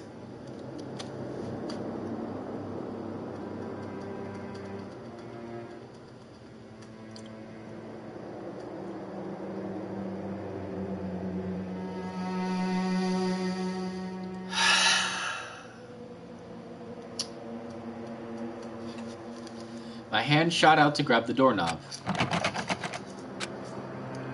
You're right. It's locked. But why? Of course it's locked, because the data center is now restricted. Monokuma? just a second. Hey, no fair. You can't go around restricting whatever you feel like. Hey, It's for your benefit. Because if that room stays open, I won't be able to move around. Imagine how depressed everyone would get if the school mascot just up and stopped moving. Actually, I think we'd be more happy if you stopped moving. Then, that room... yep. As you may have guessed, that's where my controls are. So right now you're being all operated by someone in that room? Yes, indeed. Correctamundo! You're a liar! But that doesn't make any sense. You were just in there and you didn't see anyone. Alright. Obviously, they were hiding underneath the floor. I was going to investigate that hatch, which should have been the first thing that I investigated. But now I can't do that. Oh, you didn't, did you? Are you sure you were as thorough as you could have been? Did you happen to check a certain suspicious hatch? No, but I should have. No way. Hatch on the floor? Too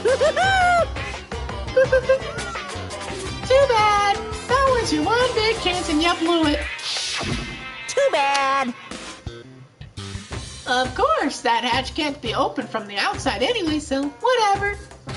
Now then, this room is officially restricted, so no more investigating. I'll be relying on you guys to tell the others. Peace. He's gone, but So, was he telling the truth? The mastermind was hiding in there? Yep.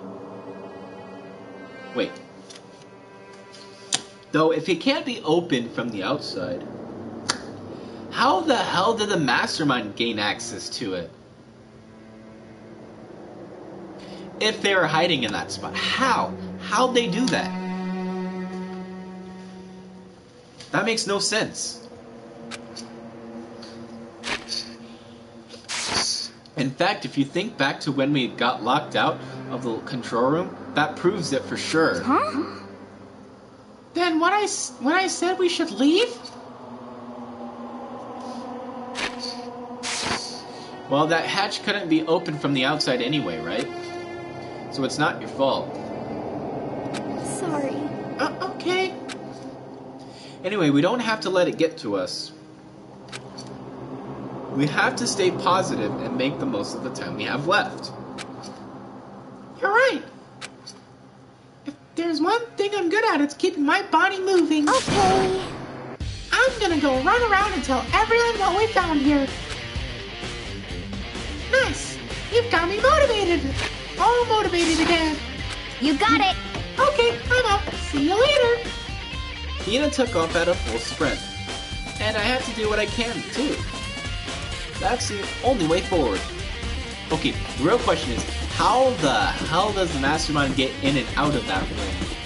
Through that hatch. If the hatch can't be opened from the outside.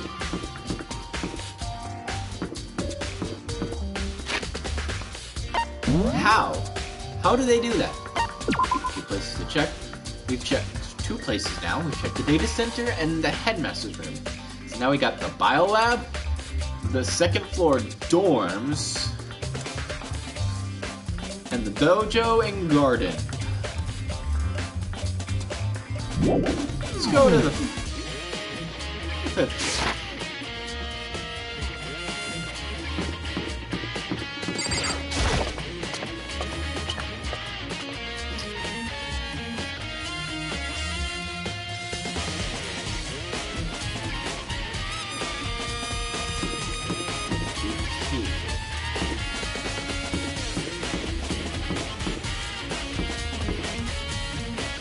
Weird.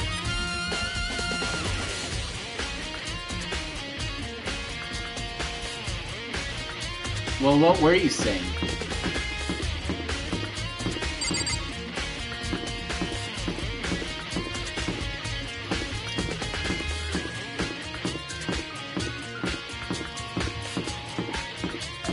Were you trying to say stuff before?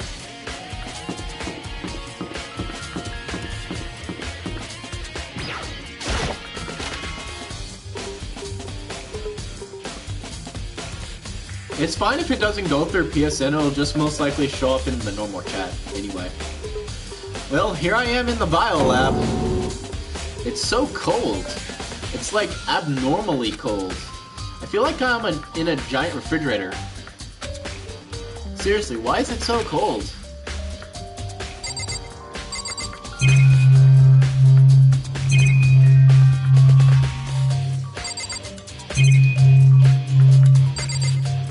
Okay.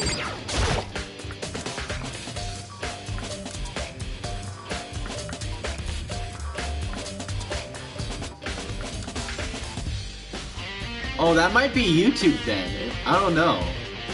You can tell me on Discord what the message was, and I'll just read it. Just go ahead and DM me on Discord. There's a stack of tarps here. I've been seeing a lot of those things lately. It's so cold. Why is it so cold in here? That's the first thing I need to... That's the first thing I need to figure out. There's some kind of weird machine or something built into the wall. And on the left side, there's a bunch of glowing blue lights. But on the other side...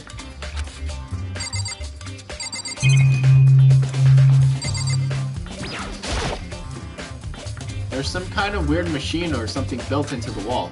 I've seen something like this before. Oh, that's it! I've seen this in this kind of thing in horror movies and stuff. It's a fridge for storing dead bodies. Does that mean this biolab is actually a morgue? I should probably take a closer look around.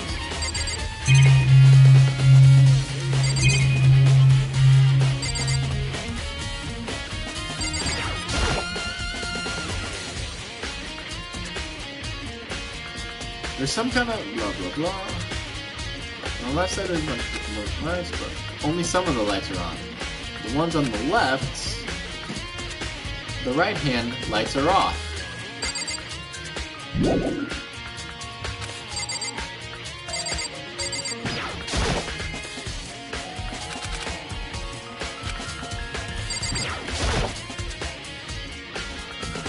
Oh, there's some kind of booklet here. It looks like an instruction manual. We offer an eco-friendly alternative to standard dry ice for all your cadaver needs. In addition to the germicidal lamps, we also provide an ozone generator for the removal of ethylene gas. Simply insert the cadaver, and the blue light will let you know when the automated systems have activated. Temperature and humidity levels will be adjusted automatically for optimum settings. With our system, anyone can keep a body fresh as a daisy for as long as you need. In the unlikely event of a problem, the red light will activate and an alarm will sound immediately. The exterior is stainless steel, and we do offer an optional leather upholstery upgrade package. This is the instruction manual for the fridge? While looking around, I think I get it. It seems clear to me now. It seems some kind of makeshift morgue. And about those lights by each slot. It looks like it's set up so that when a slot is occupied, the blue light comes on.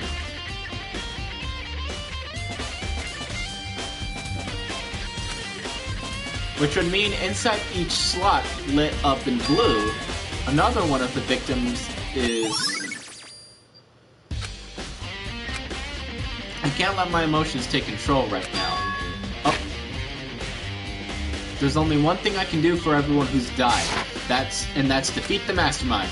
To do that, I have to continue my investigation. I don't have any other option.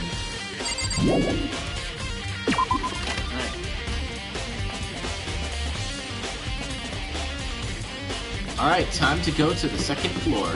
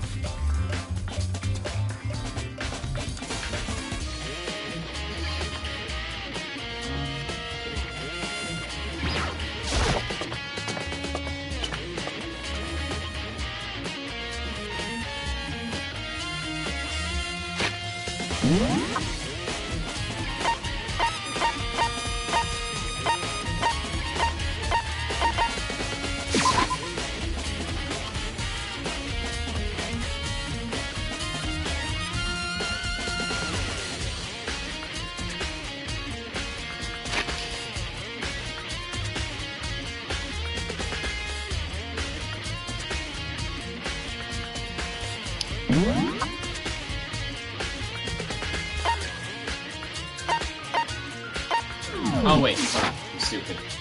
Turn around and go.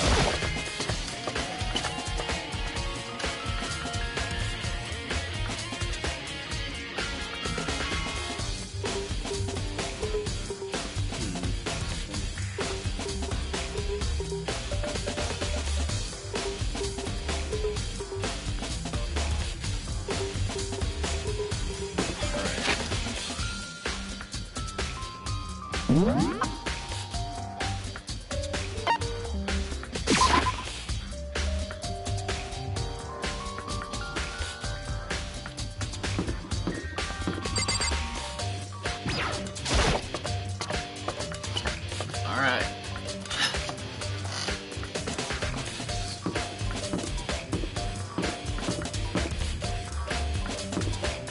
Oh wait, wouldn't we have to go back to the first floor? Yeah, I think so.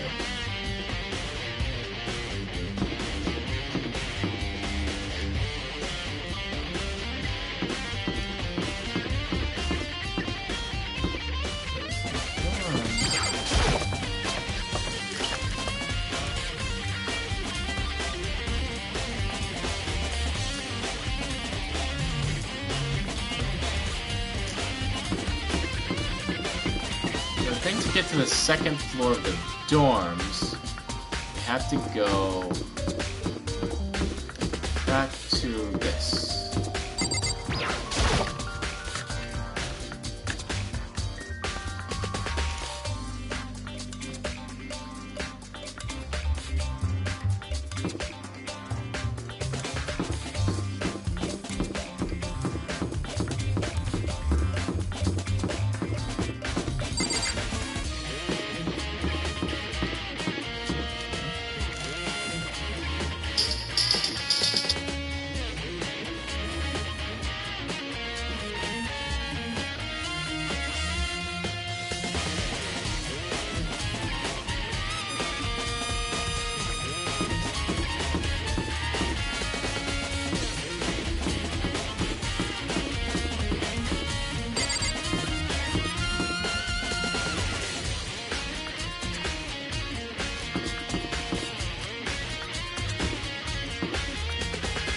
Ah, there we go.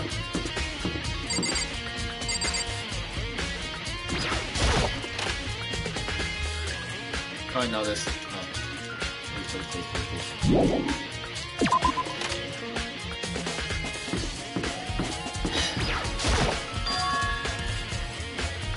The gate's open. We can finally check out the second floor of the dorms.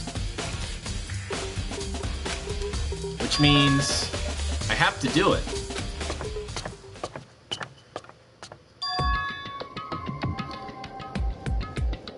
This is the second floor of the dorms? It looks like some ancient ruins.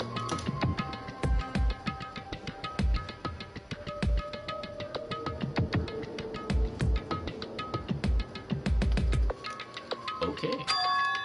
Or no, it's more like a battlefield. Like a bomb blew up here or something.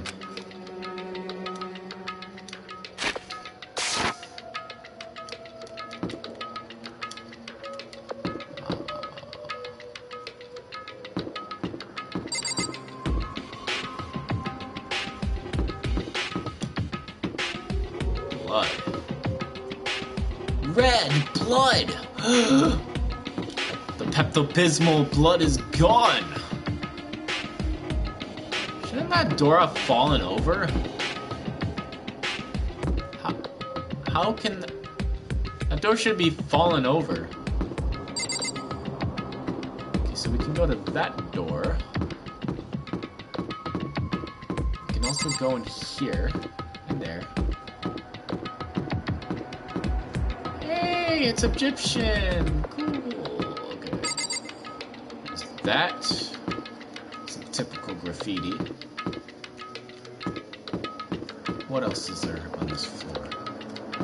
And there's also that door. Okay, there's a lot too. So let's go from the beginning and work our way to the end. Yeah? Okay. Also, this door is an invisible room. It doesn't exist.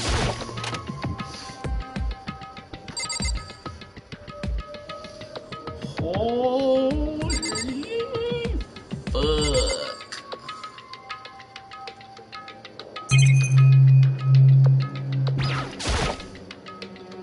The bed is completely torn apart. I mean, it's not even really a bed anymore. It's just garbage. Hey, monocoin!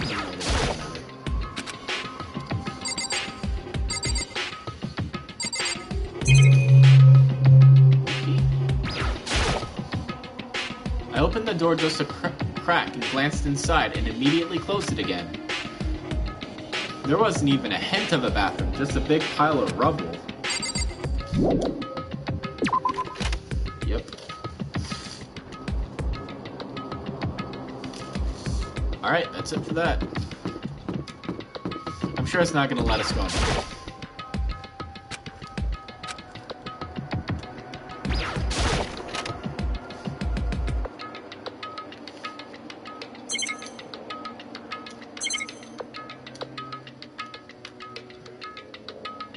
Oh, yeah, the bathroom is completely fine. Yeah, that makes perfect sense. Why is there a...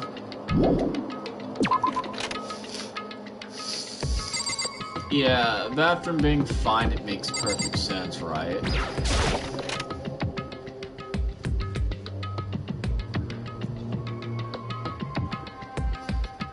This room is filled with lockers. It must have been for the Hope's Peak students who came before us. The class before ours must have used these lockers.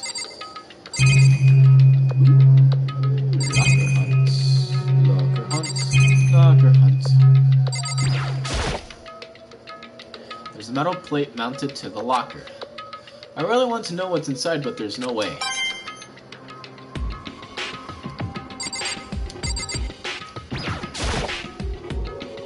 Can't imagine any way to get this locker open, but I'm never even gonna bother trying.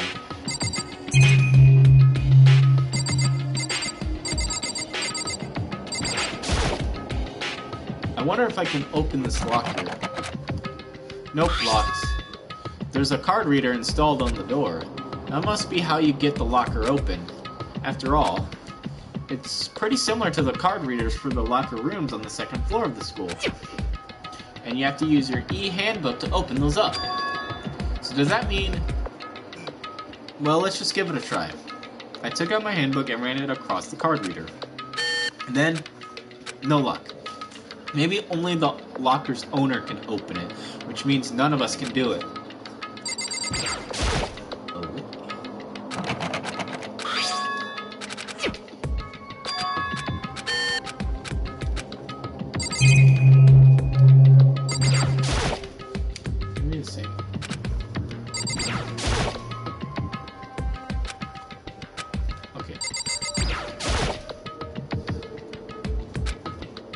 This locker's already broken.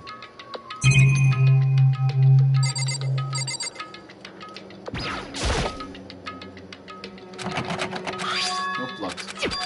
No.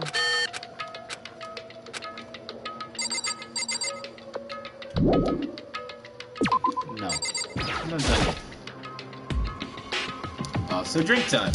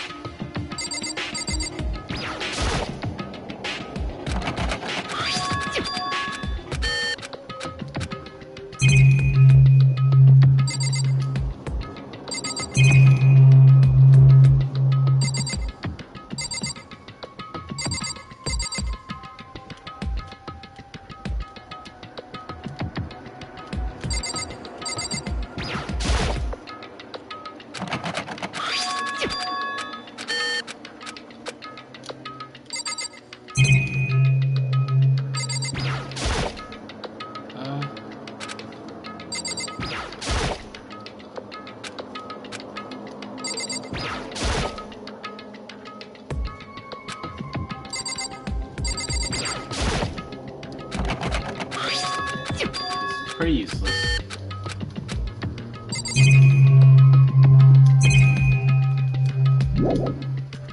Alright, we'll leave this area now. And the last room.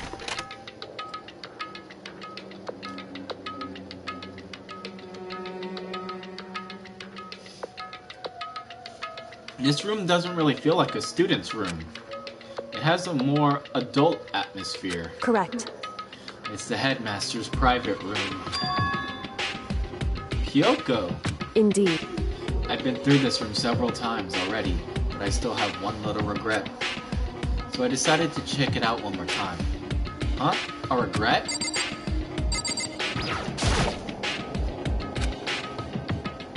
Kyoko looks almost meek right now. She must be thinking about something. I probably shouldn't bother her. Yuki, about here.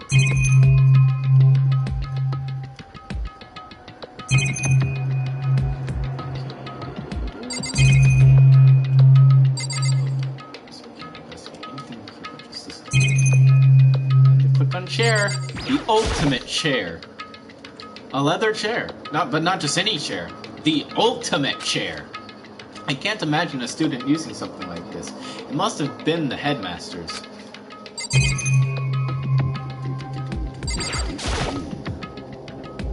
There's a PC on the desk. It must have belonged to the headmaster. It would seem... Whoever used this last, it looks like they were very interested in the ultimate despair. The PC still has some search results left on it. Then we might be able to get some info on the ultimate despair? However... There's not much, though. Nothing we don't already know. In other words... The ultimate despair isn't one individual, but instead points to some kind of group. That group is responsible for the tragedy which happened 1 year ago. They're the worst sorts of people, whose driving force comes from despair. However... And that's all there is. Not much to it, is there? But I guess that's the best he could do as a complete Kirigiri failure. But any information about the mastermind is helpful, right? I appreciate whatever info we can get our hands on. Correct. I see. That's a good outlook to have.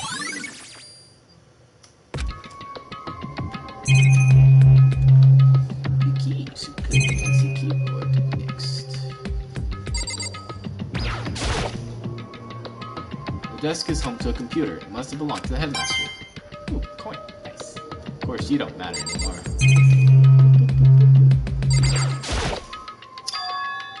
Huh? There's a strange gap in the wall. Is it some kind of design mistake? Or a construction defect or something? So...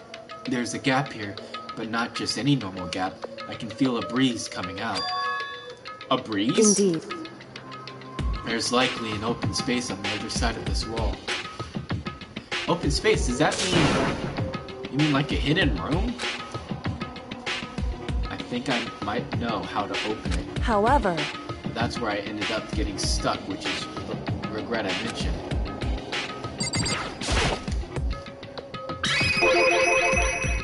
Know how to open it? Did you figure out some kind of trick or something? Indeed.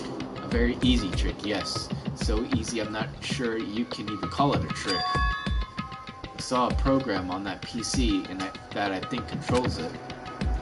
Enter the right password and the door should open right up. However...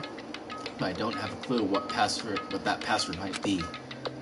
All we know is it's probably made up of letters and or numbers. We can't really go from there.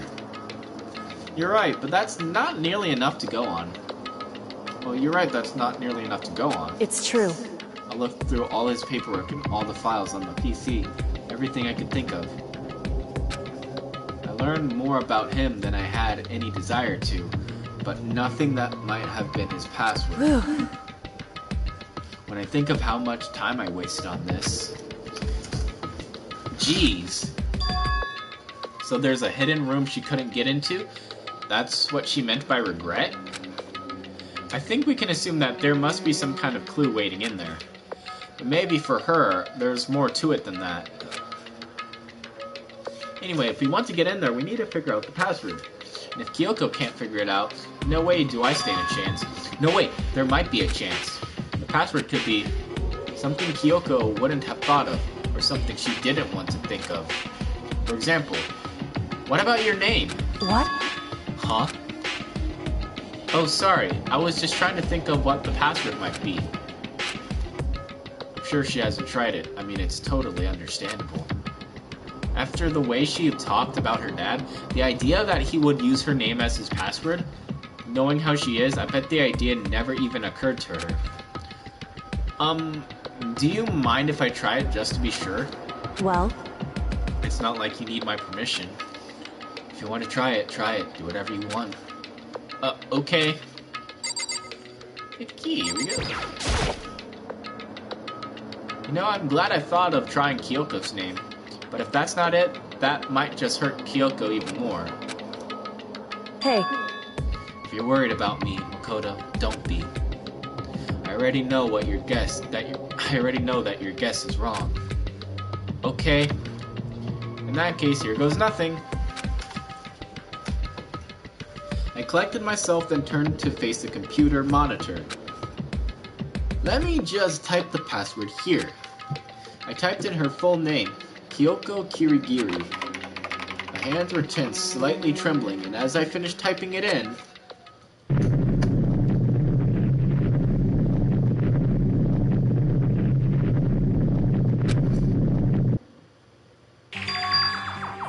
What? That did it? Kyoko, it worked! Why? Kyoko. Without looking at me, she disappeared into the hidden room. She looked grim. Kyoko.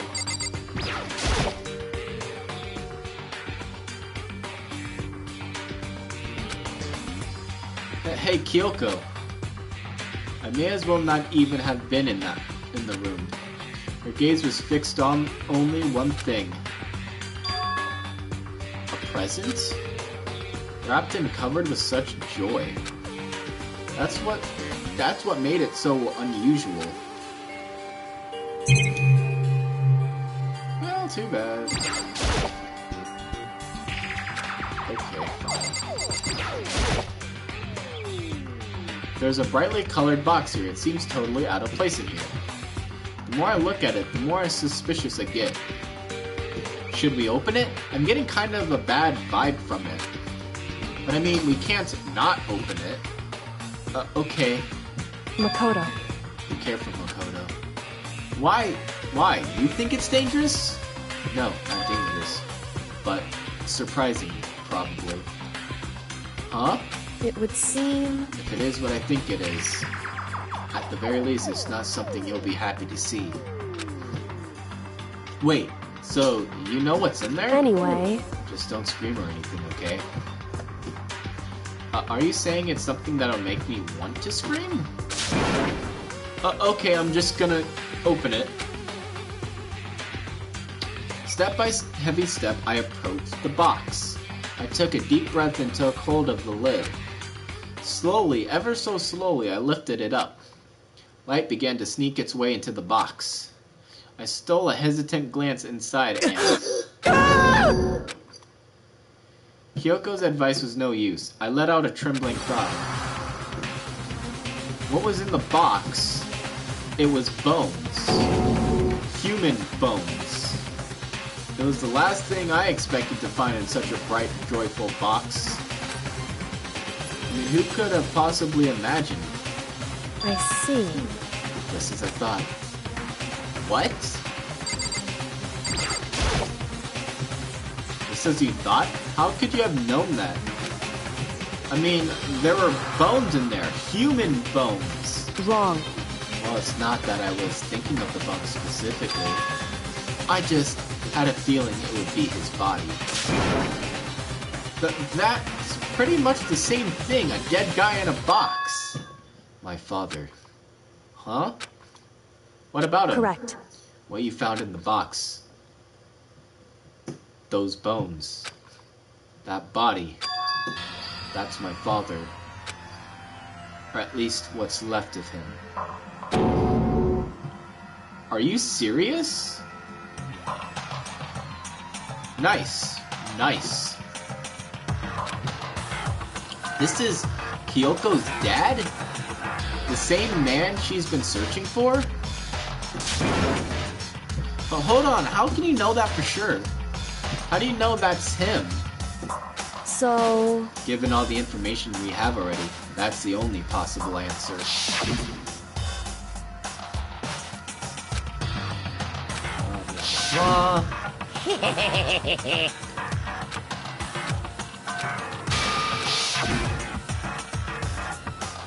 Alter Ego said that the headmaster was probably here in the school.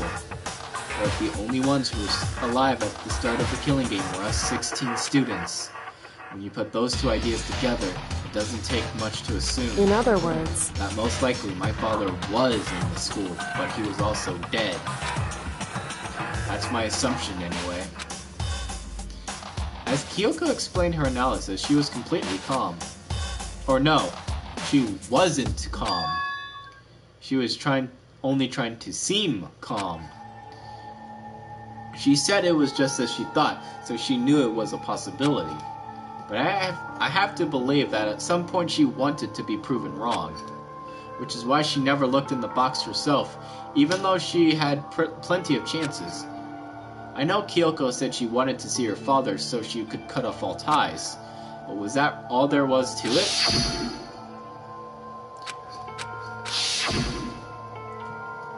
Would she really give up her pride just for that?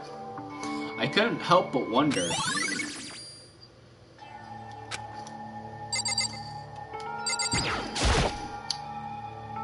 What was in the box?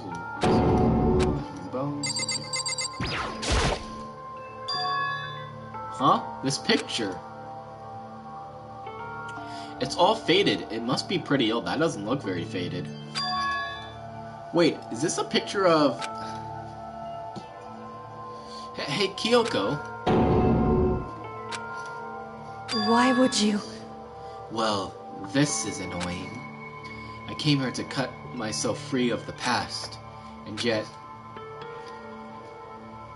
to now find something like this? So what do you expect me to do now? Then I was right. It's a picture of Kyoko when she was a little girl. Knowing the headmaster had this picture all this time, he must have really cared about her. Why? Why? What? I wanted to face him and tell him myself to cut him out of my life for abandoning me. That's the whole reason I came here. And now he's abandoned me again. And this time, he even stole the only opportunity I had to move on.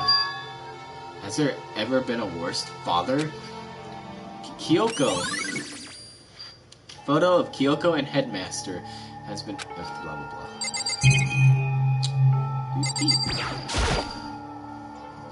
This filing cabinet seems like the kind of place you'd find a clue. I should take a closer look. But I don't think Kyoko would like some stranger like me touching her dad's stuff. Hey. It's fine, check whatever you want. Are you sure? Okay then. I went through each drawer one by one, starting from the top. But all I found were piles and piles of unrelated documents. He was pretty dedicated to his job, huh? Well? It's just because he didn't have anything else. He could have inherited our family business, our legacy. Instead, he left it all behind. Now, If he couldn't even handle a job like this, he would have been that much more of a failure.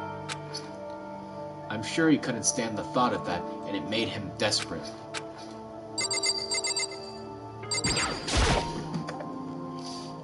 The headmaster's desk. It's probably hiding some kind of clue, so I really want to check it out, but I really don't want to touch Kyoko's dad's desk without her permission. Hey. Don't worry about me. Feel free to look around as much as you like. Are you sure? Never let anything get in the way of the investigation. I don't. Okay, then if you don't mind. Starting from the top, I opened all the desk drawers and looked inside. I rummaged through each one, finding nothing but unrelated documents. But in the last drawer... Huh?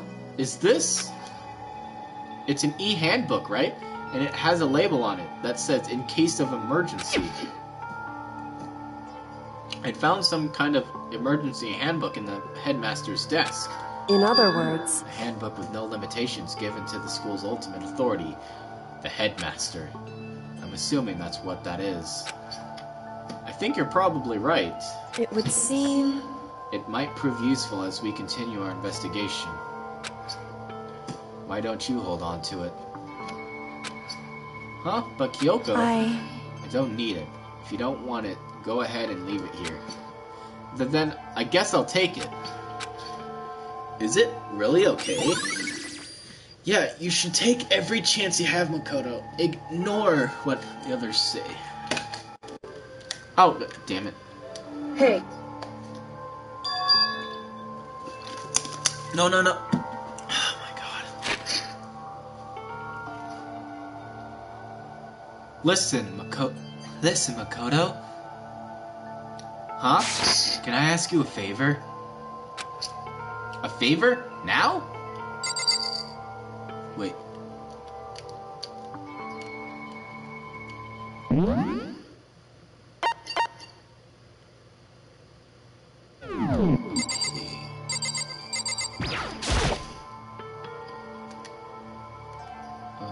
Hey.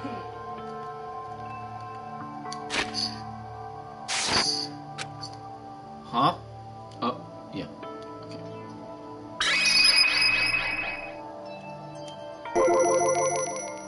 Favor? What is it? Okay,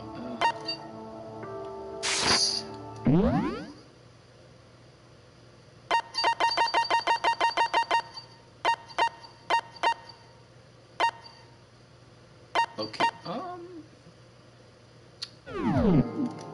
Alright. A favor? What is it?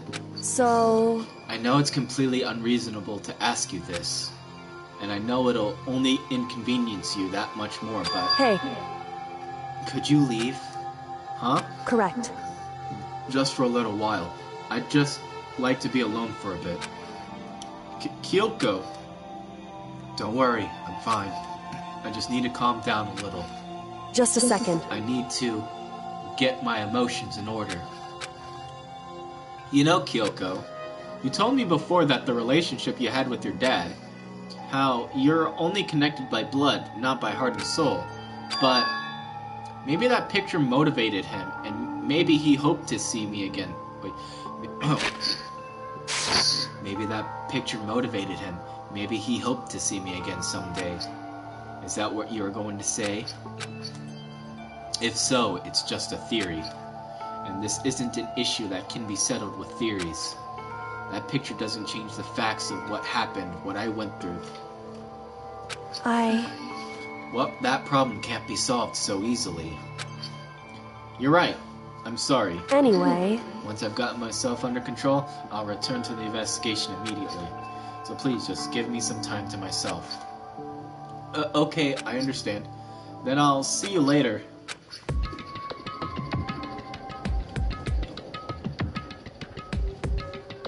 Is she really okay? Kyoko, it must have been a complete shock to her. I mean, it was a shock to me. To find out what happened to the headmaster? There's no doubts the headmaster performed that evil deed. The mastermind. Lol. They killed the headmaster, killed Kyoko's father. They killed him. The headmaster is dead.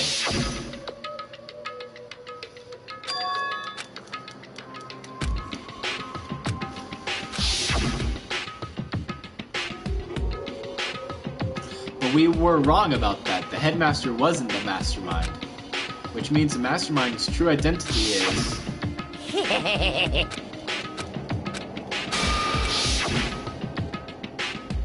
15 of us met in the main hall. Add Mukuro to this mix and you got 16. And including me, only 6 of us are still alive. Everyone else is dead.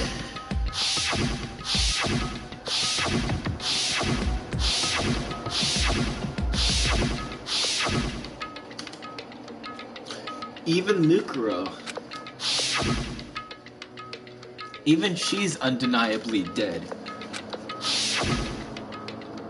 So the ones still alive are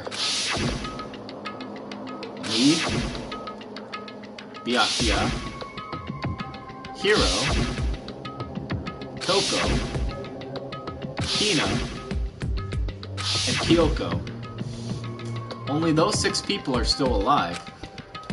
And there's no question. Wait, no, that can't be. I refuse to believe it. There has to be some other way. There just has to be. There's all kinds of stuff I want to talk to her about, but I'd better give her some more time. Okay. So that means it's time to investigate the last 2 places. Meaning it's dojo time. Wait, actually, we can go back here.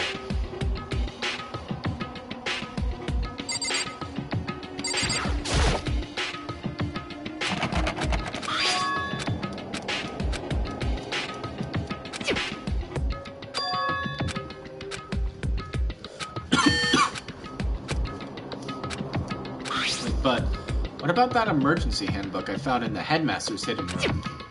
Okay, let's give it one more try. Took out the emergency handbook and ran that across the card reader and... Alright, just what I was hoping for. Now let's see what we've got inside. This locker is totally disorganized. Whoever it belongs to probably has organization problems in every part of their life. This is a crystal ball. Huh? A crystal ball? No, it can't be. There's no way he ever used this locker. It's just not possible.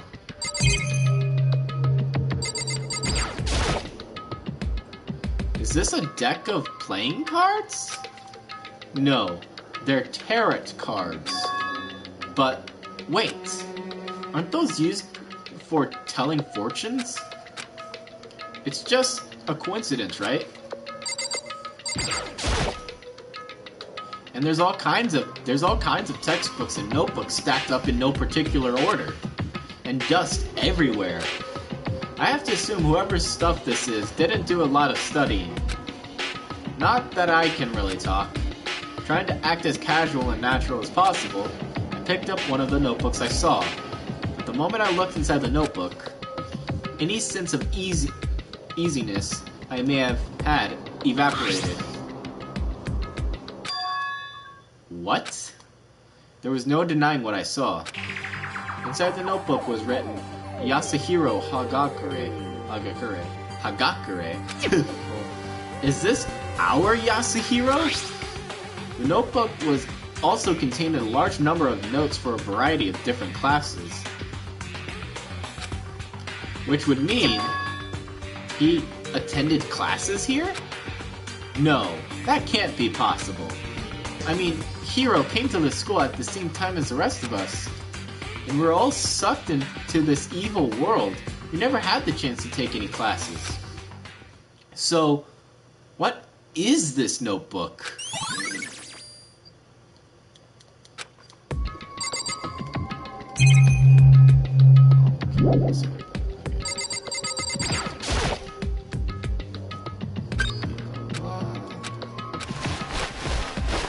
I don't see anything that might be a clue. Alright, next locker.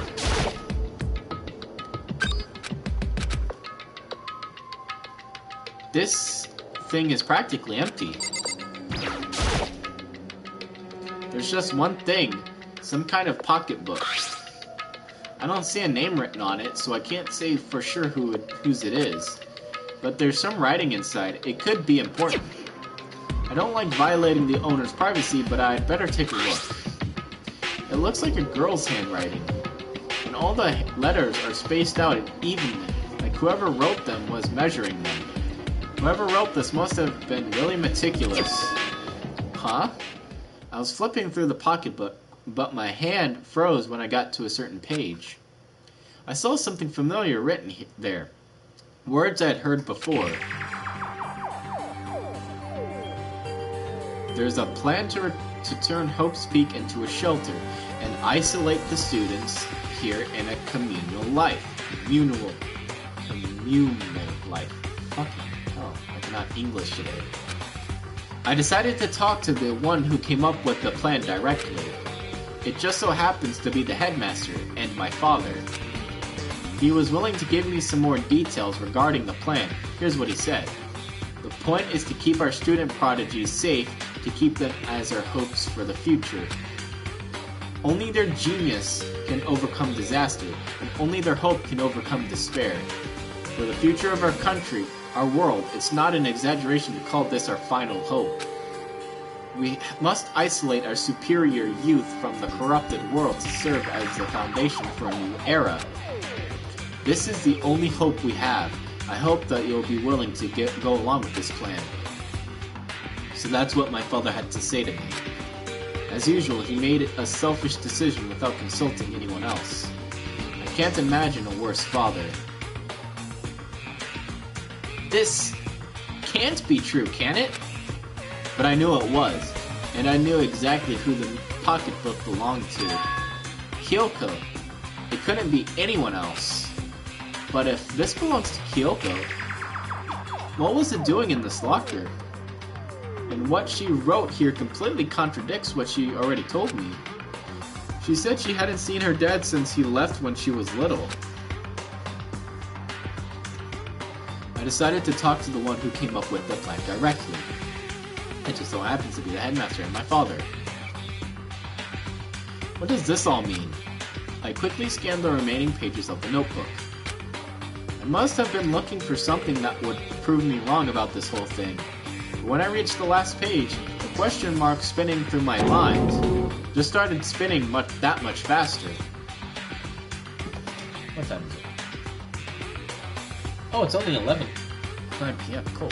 When I looked at it, unlike the rest of the pocketbook, the writing here was messy, disorganized, scrawled. Despair walks them. What is this? What does it mean? I have no idea. How could this possibly make any sense? Despair walks among us, and so we survive. There's a second despair. But the more I see, the less it makes sense. Because these lockers, they had to belong to the previous students, right? So why am I seeing this? Why are there things in the lockers that look like they belong to people here? A notebook that seems like it belongs to Hiro, and a pocketbook that seems like it belongs to Kyoko. There has to be some kind of explanation. But what if I want to find that... But if I want to find that out, I have to keep moving the investigation forward. And I have to believe in everyone.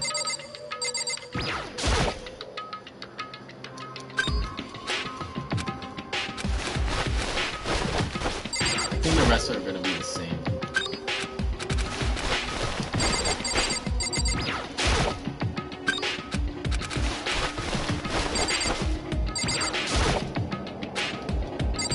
Key. Alright.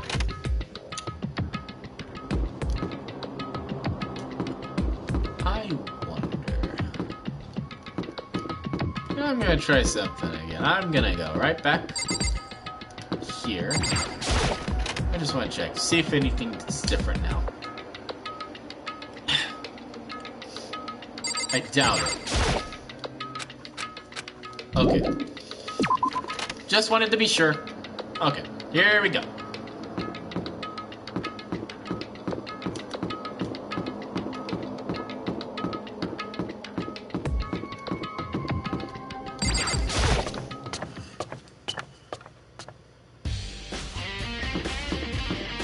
Alright, to the 4th floor we go.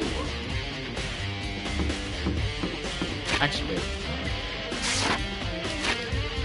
here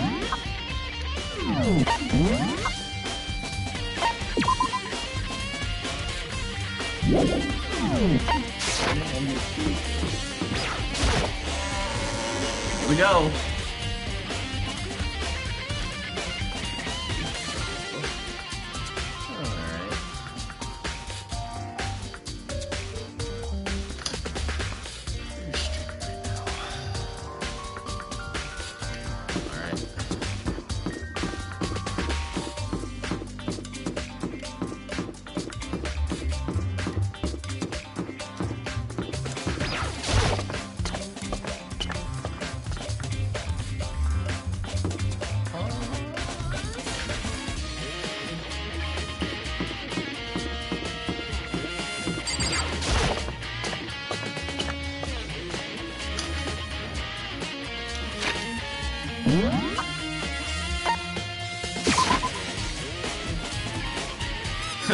I'm the ghost of Halloween future.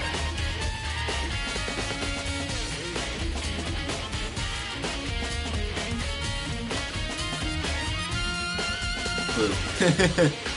Spooky.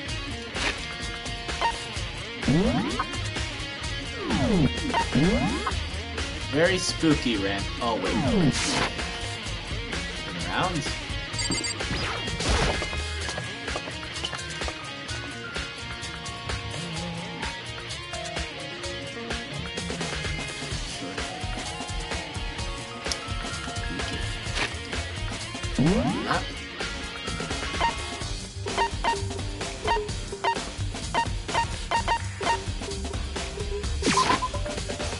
To the top floor.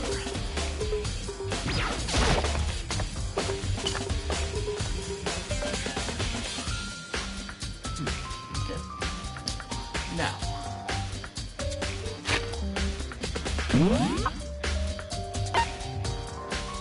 There we go. Let's go to the garden first.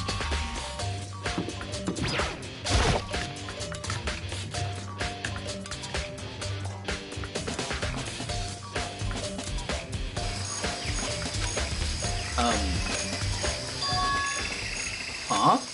It's gone. Mukro's body. It's not here?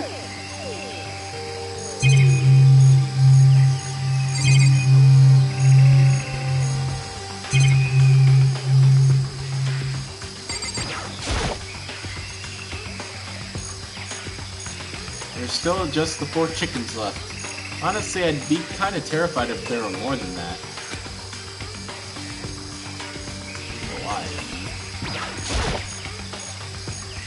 Maybe the body's inside the tool shed. I'd better check just to be sure. I didn't find anything even close to a dead body. But if it's not in here either, then it must be... Could it be in the biolab? But corpses aren't the only thing I need to check in here. There's one other thing. That tarp. A tarp played a key role in another case, so... I'd better look into it. The killer used the tarp to keep the sprinklers from getting the body wet. Which means the killer might have left some clue behind here. Huh? I didn't notice this before, but there's a small stamp on one corner of the tarp. It says, Biolab? Then this originally came from the Biolab? Tarp has been added to the truth bullet section of your handbook.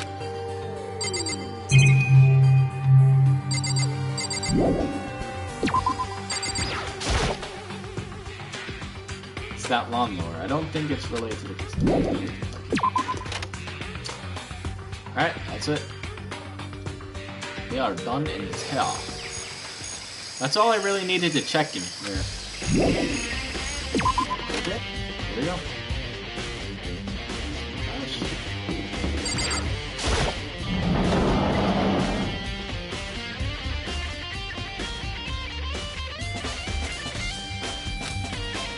Oh, Toko, so this is where you were. What do you want? Am I so disgusting you out of your sight? No, that's not it at all. I just thought maybe you'd find a clue. Well, I haven't. I didn't find anything, not one single clue. I figured since this place was related to the case, it would have to have something, right? But there wasn't anything out of the ordinary here. Give it back. Give me back my precious time. Calm down, Toko. What's your problem? Don't tell me you need to calm down. Do you have any idea what I'm going through right now? When everyone finds out, they're gonna call me useless, good for nothing. Nobody's gonna say that. Master will. I'm not sure I can disagree with that. I don't want that. I'm sick of all of these being looked down on. Why won't anyone accept me? Well, I don't think there are any clues here, so maybe I'm gonna get going.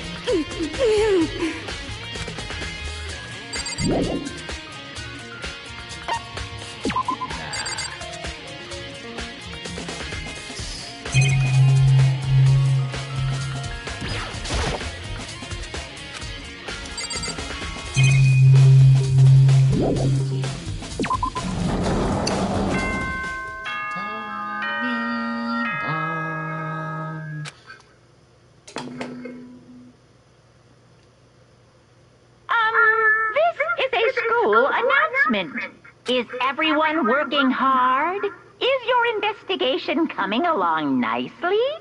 Well then, since you're all giving it your best, your generous headmaster will give you a little hint. For those of you who are interested, please make your way to the gym ASA possible. What? How he wants to give us a hint? It's suspicious, there's no doubt about that. This could be a trap. But even knowing that, he said to go to the gym, right?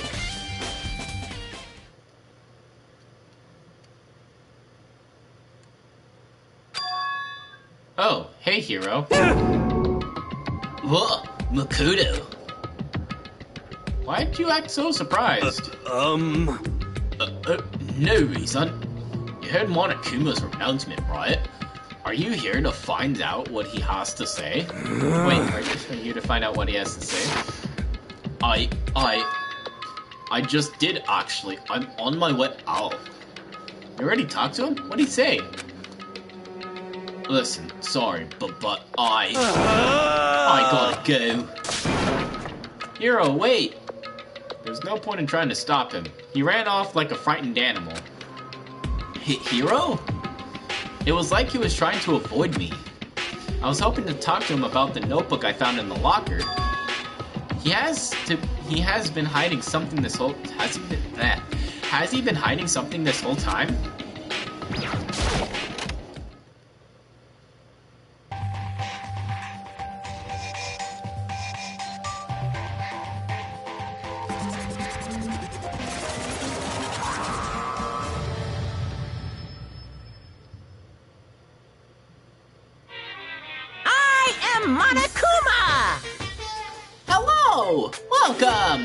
Hello! Are you ready for your final hint? Well, it just so happens to be in the envelope on the ground in front of you. The envelope? This must be the envelope. And just so you know, I won't be answering any questions about what you find inside. What? Don't worry, just get on with it.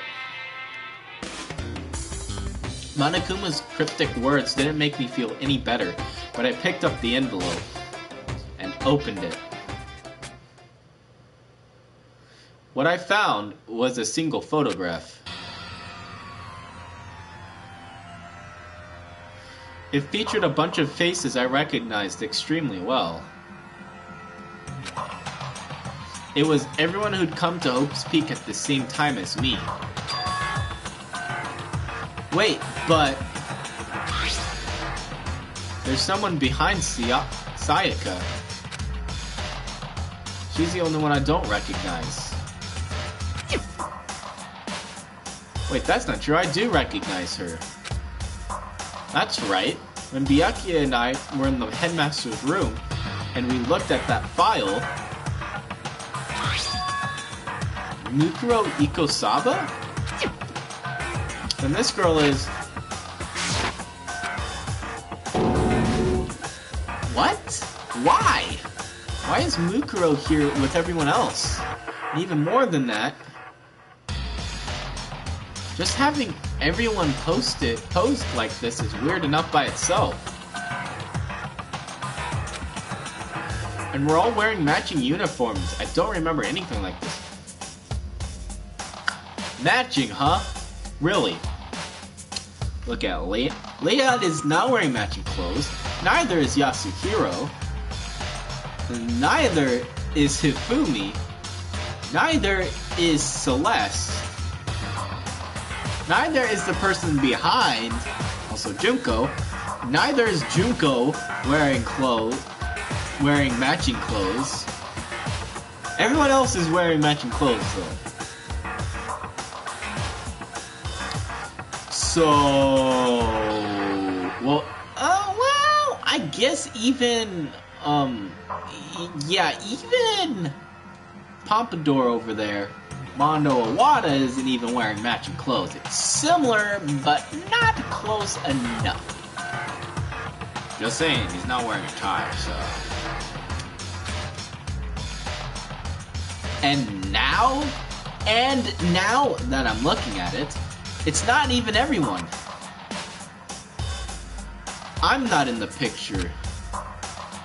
I'm the only one not there. The picture has all 15 other students, but not me.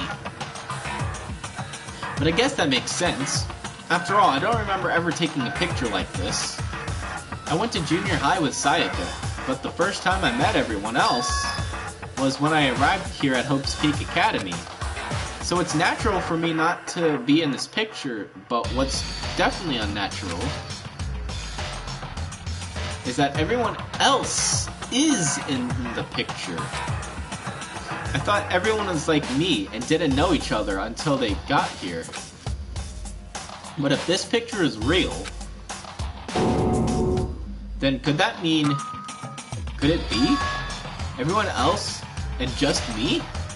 Everyone here except me is... How long are you gonna keep up this rambling soliloquy of yours, Hamlet? Soliloquy. Yeah, soliloquy, right? What are you gonna do? You're kind of getting in the way standing there, you know? So, I mean, get out. But... How strange. I told you, I'm not fielding any questions. Unbelievable. What kind of a mystery would this be if I gave you all the answers? That'd be totally out of left field. I guess that means he's done talking. Damn it!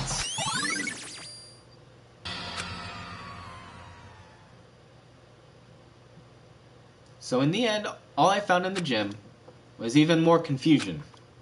And with that confusion in hand, I left the gym dejected. Understandable. How does that count as a hint? It just made me even more confused. Is that what Monokuma was going for? Did he put together a fake photo just to confuse me? But it looked so real, so full of life. How could anyone fake that? Which would mean everyone but me. Maybe I should just ask everyone directly. Exactly, Ran. Exactly. That should clear all this up. No, I have to clear all this up.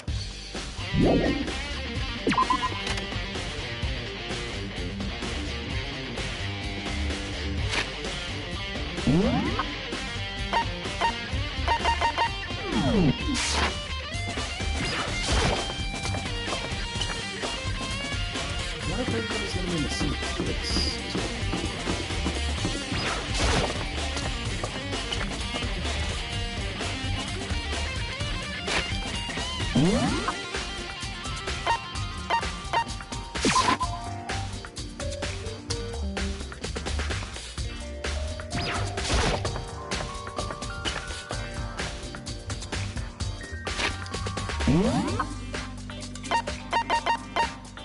Oh.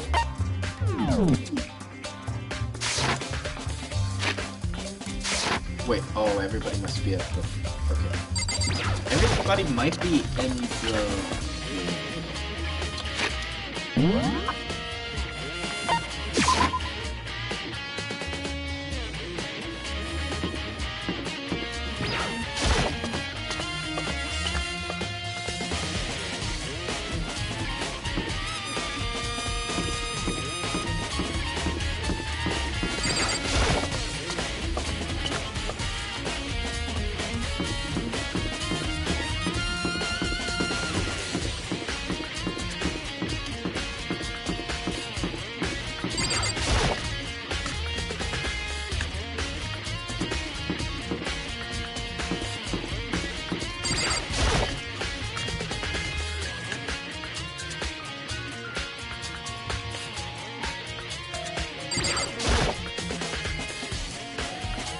So, this is where you've been hiding. Listen, I was hoping to talk to you. Makoto! Sorry, gotta go. What? She ran off so fast I didn't even have time to ask her to stop. Hina, why? Why won't you talk to me?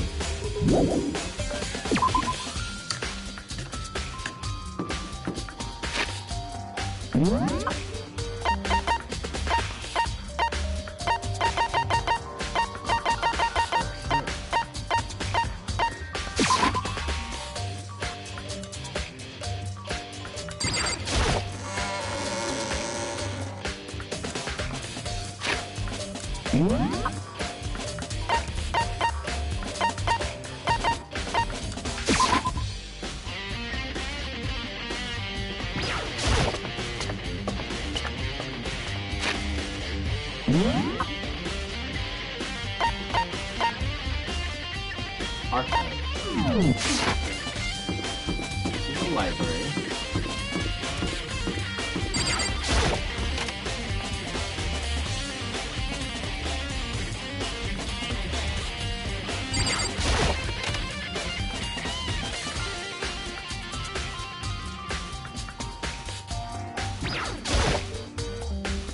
Oh, Byakuya.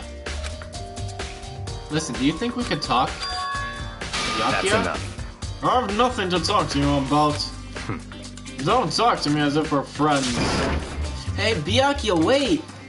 But of course he didn't. He just walked away. What the? Why was he acting like that? Like he was purposely trying to avoid me.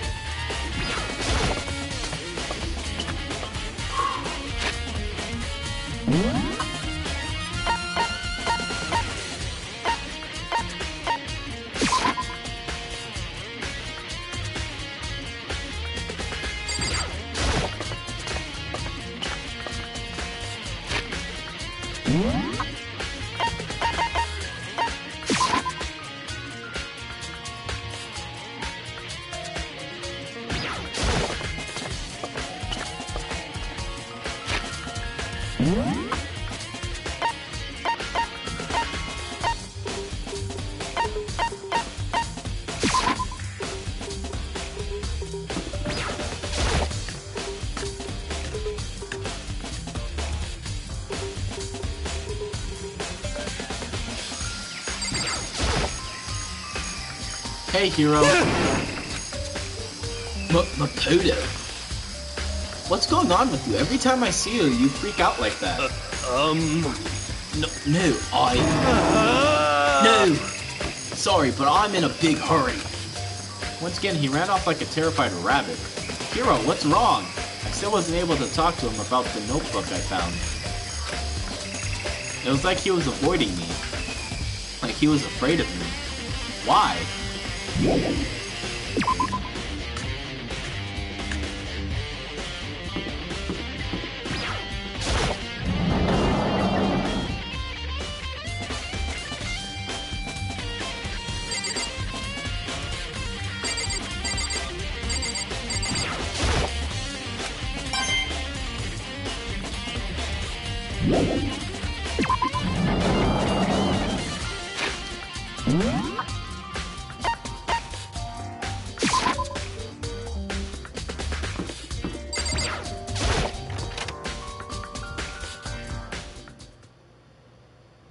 I decided to visit the biolab one more time, and the first thing I saw when I got in there was her passed out again.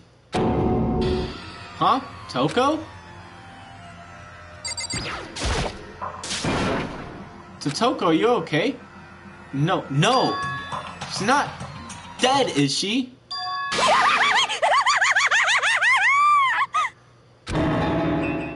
Ooh, ah! It's cold. It's super cold. It's so cold, I think I might catch a cold. If you keep taking naps in places like this, I'm sure you will. I see! What? I was asleep? Ah, I must have fainted again. Aha! I bet you were standing there, staring at me, getting all excited, weren't you? No, I wasn't. Have you reached that certain age?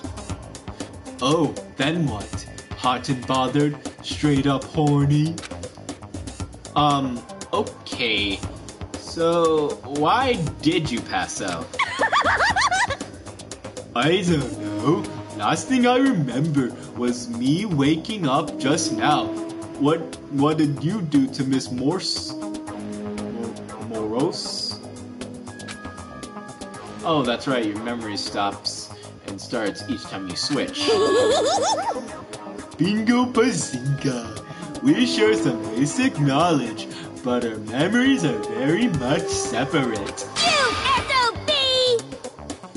And don't say it like it's a bad thing. It's a blessing as I'm concerned. As far as I'm concerned. Because even if she forgets something, I totally remember. Yes! So it's like double the memory. No, it's more like half. But all I want to know right now is, where's my little darling? Tell me now, or I slit your throat. I don't know. I'm sure Byakuya is around somewhere doing his own investigating. Yes, yes! By himself. By himself? I assume so. Oh, I'm on fire! I knew it. I totally knew it. I'm a total pro when it comes to all things master. Anyway, I gotta hurry. I can't even imagine how lonely he must be right now. Because why not? Voice acting as usual. Genocide Jack shot off, her eerie laughter echoing behind her. Ah, I totally forgot to ask her about the picture. Well, there's no point asking Genocide Jack anyway. Besides, I have more important things to do right now. Why did Toko faint? There's gotta be some reason for it.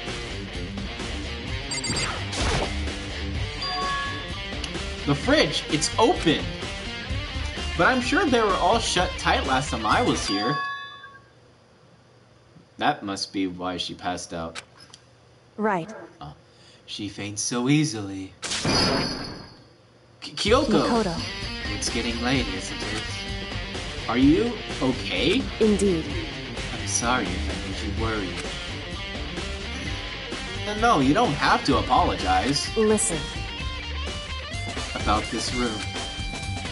Oh yeah, It would seem... it's a morgue. Yeah. I knew it. I suspected as much. Toko must have looked inside the fridge and seen what was in there, and, well, there you have it. You knew she fainted? Indeed. You knew she'd fainted. I was on my way here when Genocide Jack came running past me. I assumed she must have sneezed, but once I got inside, the real reason became clear. It would seem... I imagined she came here to investigate, and when she opened the slot there, that's when she saw the body inside and dropped like a bag of rocks. Why has everything gotta be so difficult with her? Anyway, we should look close up. We should close it up. Don't want to leave it hanging open like that. Yeah, good idea. Makoto. Give me a hand with this.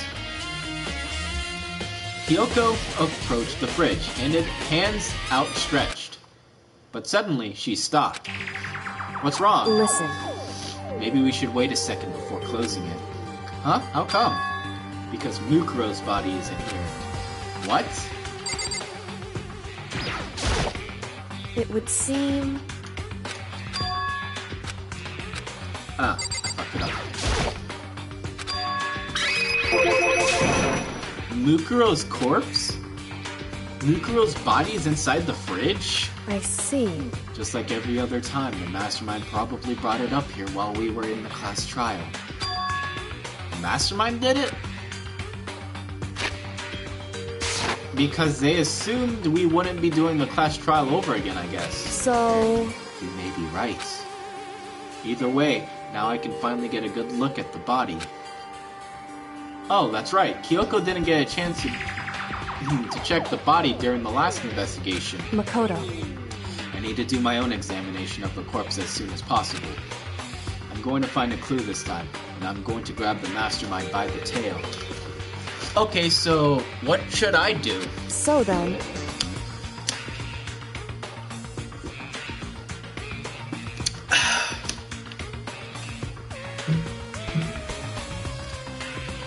Why don't you just wait over there? I'll let you know as soon as I'm finished. Just wait over there? That's it? Okay, I can't leave with things the way they are right now.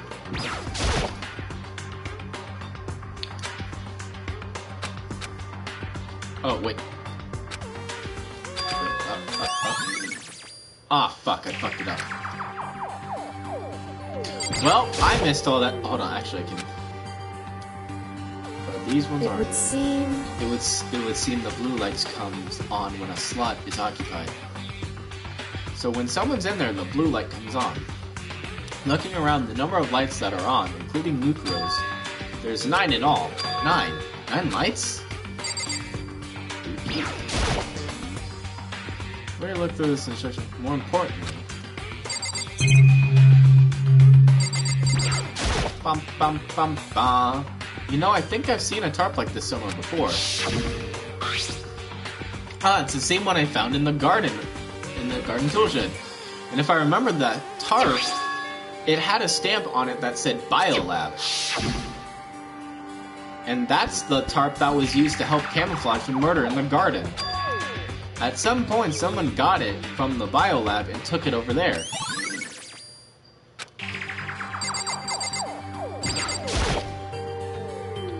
It's a fridge meant for storing dead bodies. I can't do it. I can't look inside. I should ask Kyoko about that group photo. After all, she's in it too. Don't let me interrupt your investigation, but I wanted to talk to you about something. What is it? It's about that announcement Monokuma made earlier. You mean the one about a hint or something? I didn't take him up on the offer. Huh? Why not? Because... The only reason he'd give us a hint at this point would be to confuse us, to cloud our judgment. I can solve this mystery on my own without whatever hints he may have to offer. That's a good point.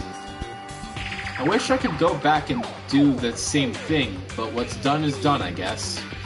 Standing here looking at her, I don't think she's hiding anything from me. Is she right? Did the mastermind forge that picture as a trap to confuse us? That's gotta be it. There's no other explanation. Okay, Makoto, I'm done. Already? Jeez, that was fast. Indeed. Anyone can do good work if they go slow. In that spirit, I'll make my report brief.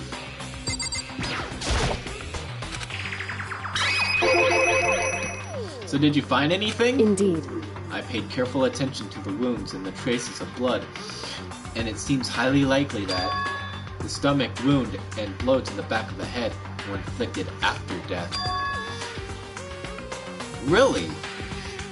The burnt tissue made things a little difficult, but I'm completely confident in my findings. So that means neither of those were the fatal injury, right? Then what was the fatal injury? Due to the explosion, the victim's identity is unknown. They were, however, dead before the blast. The victim had been stabbed a single time with a knife which went completely through the body, and had also been struck in the head with an object about as thick as a metal pipe. The body was covered with other wounds, but these were at least several days old. The only other option is those other wounds, but the file said they were old. Is that right? Where does it say they were old? Huh? Because... All the Monokuma file says is that they were inflicted at least several days ago.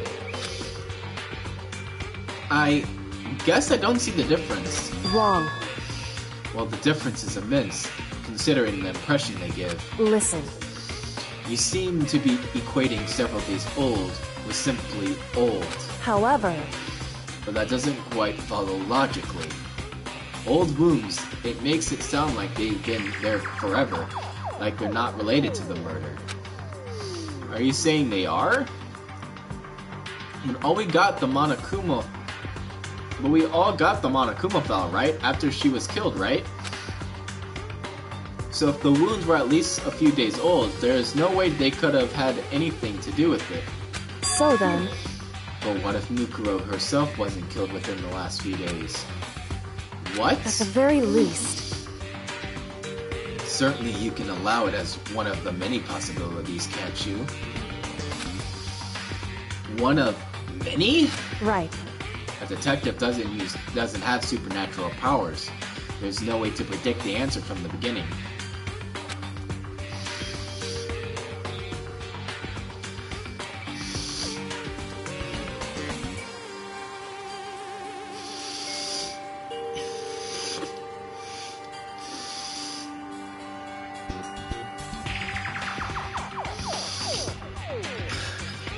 Instead, the ideal detective begins imagining as many possible scenarios as they can.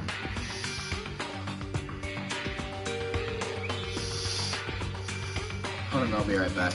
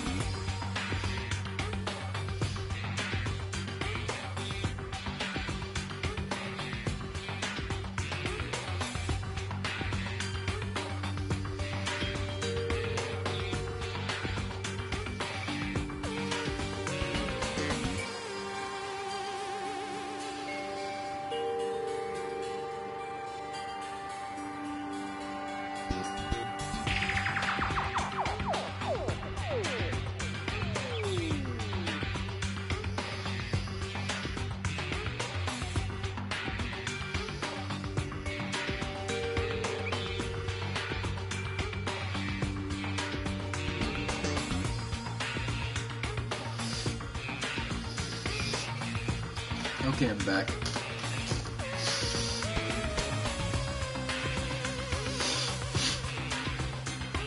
In other words... They envision these possibilities without prejudice, without bias, using only their logic and common sense.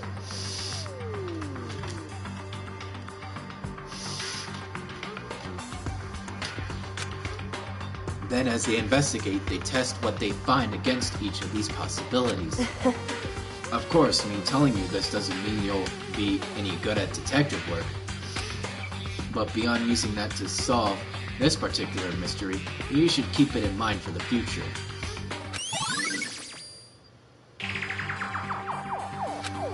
Hey. So if there's anything else you'd like to know about the condition of the body, now's the time. You probably won't get another chance to interact with it.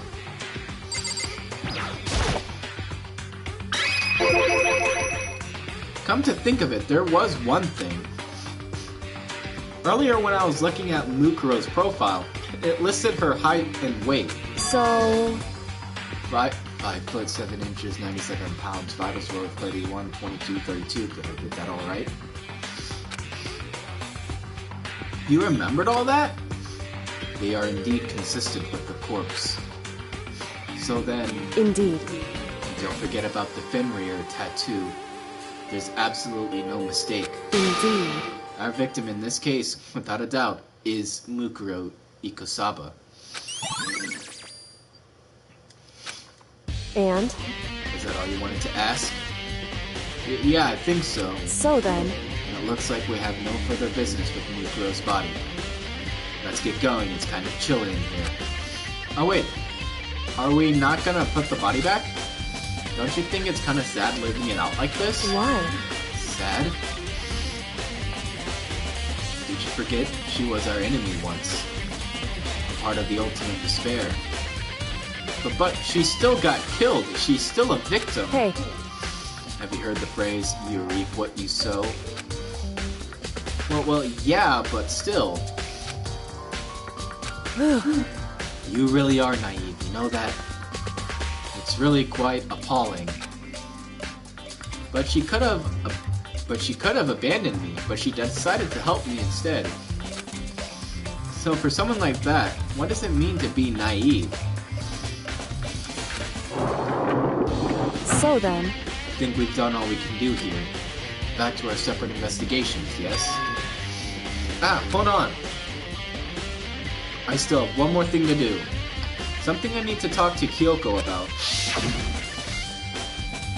I need to ask her about the pocketbook I found in that locker.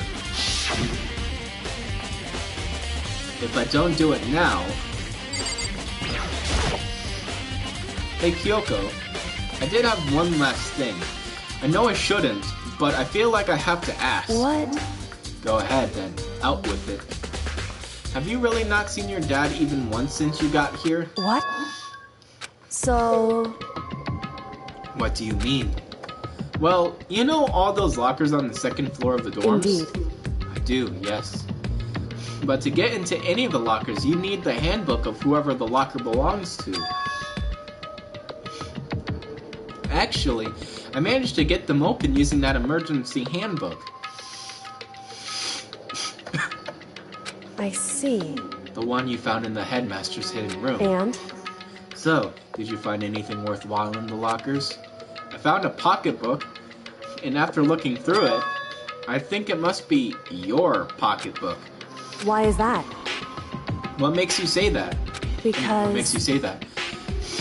Like I said, only the locker's owner should be able to get into it, right? I can't imagine those lockers belong to any of us. After all, we only get access to that area just recently. Got access. What I'm saying is, there's no way I could have had access to any of those lockers. And if I did have a pocketbook, why would I bother putting it in a locker? Everything you just said makes perfect sense, but there is something written inside. It was about the headmaster. About your father. What? If that's true... Could that mean that video is real too? Video? Makoto. I think everything is finally starting to fit together to reveal a cohesive picture. Although I'm afraid that picture might be worse than anything we could have imagined. Well, what are you talking about? I need to go investigate those lockers right now. I need to confirm what you just said with my own two eyes. Oh, let me give you a let me give you the headmaster's handbook. That way you can... So... That won't be necessary. If I'm right about this, I shouldn't have any problem opening the locker with my own handbook. After all, it would seem that it's my locker. Your locker? Makoto. If you watch this, it'll all make sense.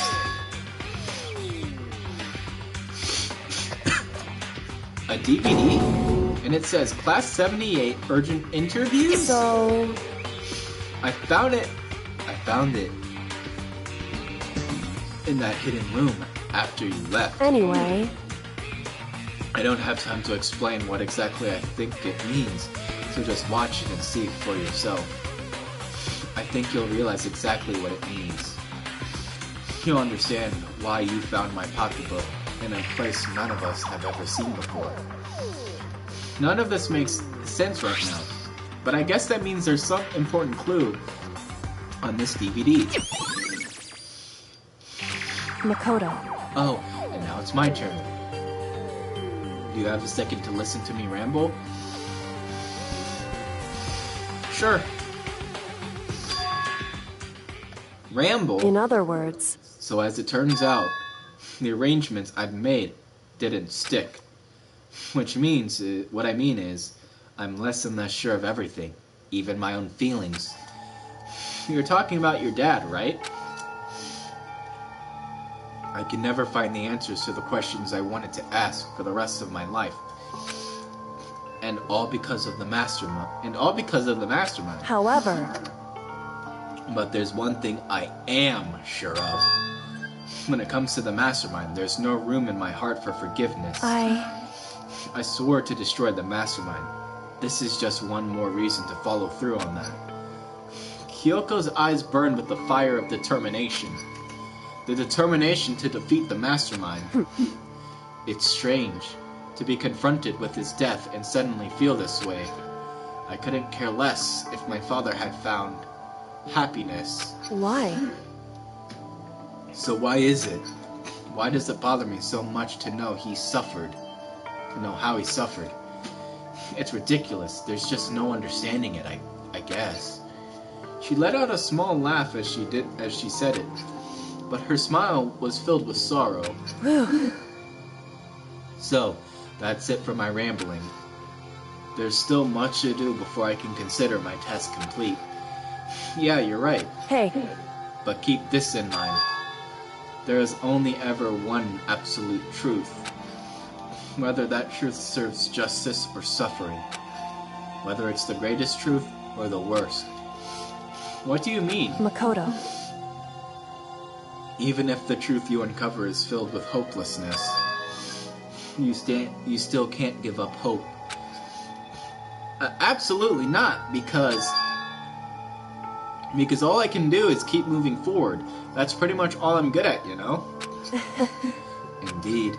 Sorry if that was strange. So then, Anyway, I need to get going. I'll see you at the class trial. Leaving behind that final farewell, Kyoko was gone. I better get going myself. I got that DVD from Kyoko. I should head to the AV room to check it out. Kyoko said something about hopeless truth.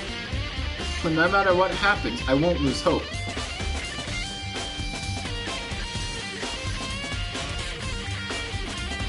Oh no!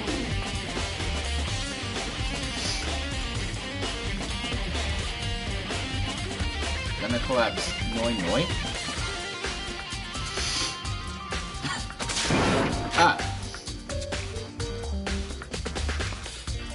But no matter what happens, I won't lose hope.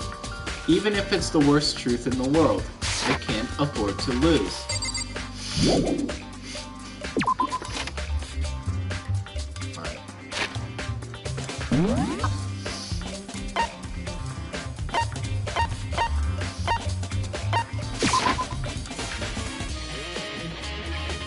Alright. Night night, Ran. Sleep well.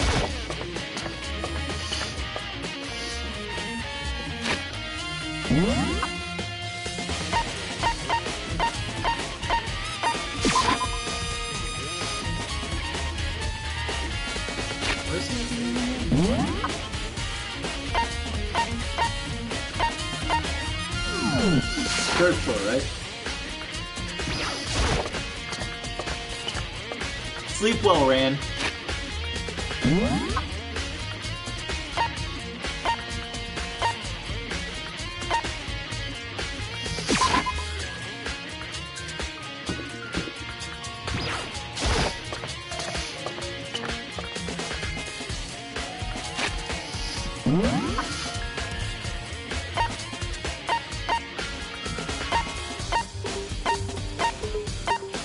Oh, that's right, first floor. That's stupid.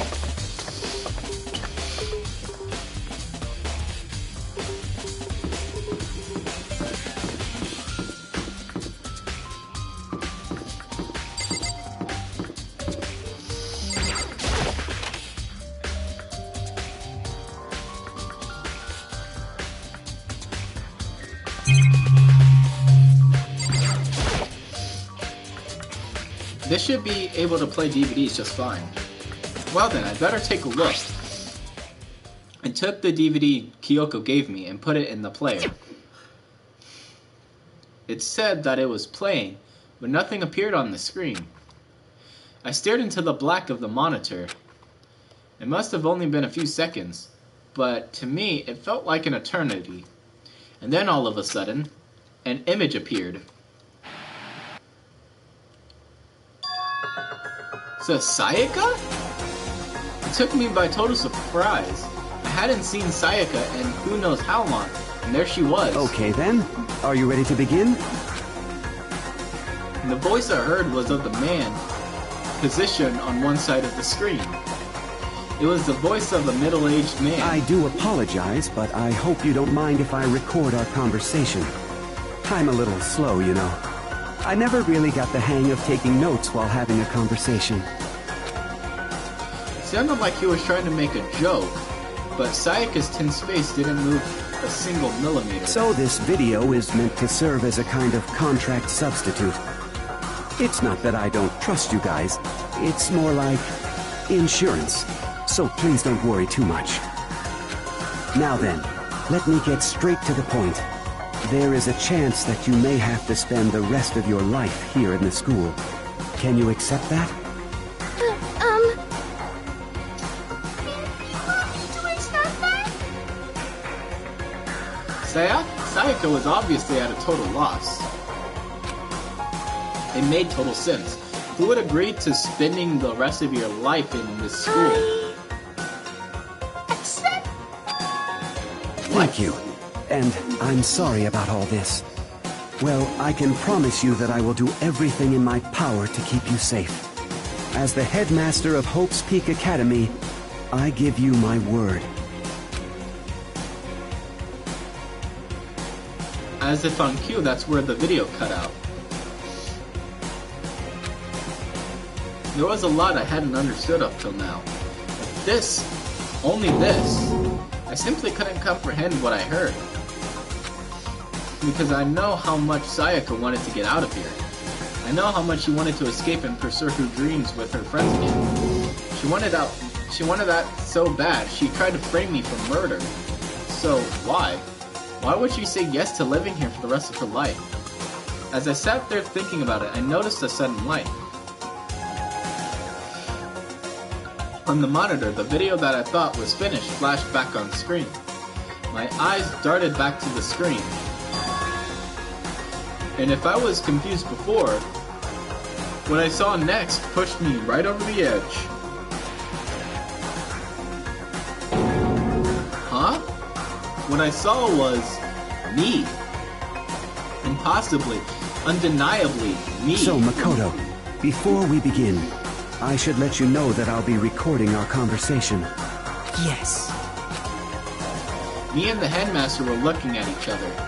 He and I were having what seemed like a fairly normal conversation. But the I in the here and now, had absolutely no memory of it. I had no memory of even meeting the headmaster, much less sitting down to talk to him like this. Now, shall we get straight to the point? Makoto, there's a chance you may have to spend the rest of your life here in the school. Can you accept that? Yes. This can't be real. I said I'm yes? sorry I'm putting you through all this. Well, I mean, we don't have much of a choice, do we? But I promise that as long as you're in this school, I will do everything I can to protect you. As the headmaster of Hope's Peak Academy, that's the very least I can do for you. Once again, the video cut out. From there, the video repeated the same scene again and again with the others. Byakuya, Toko, Hina, everyone. They all said that they agreed to live in this school forever. And then, Kyoko. Her interview with him had been recorded just as clearly. Without a doubt, she had met him. She sat down with the headmaster of Hope's Peak Academy, her father, and when she asked when he asked her his question, she answered the same as everyone else. She accepted a life within the school.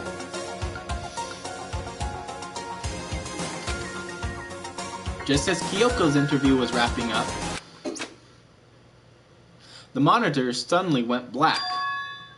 Huh? It wasn't just the monitor. The DVD player itself had apparently turned off. Which, of course, meant that the DVD wasn't playing anymore. What the heck just happened? Say what? Oopsie! Looks like it broke! Out of service! What? It just so happened to break just now? Too bad! Now then, when doesn't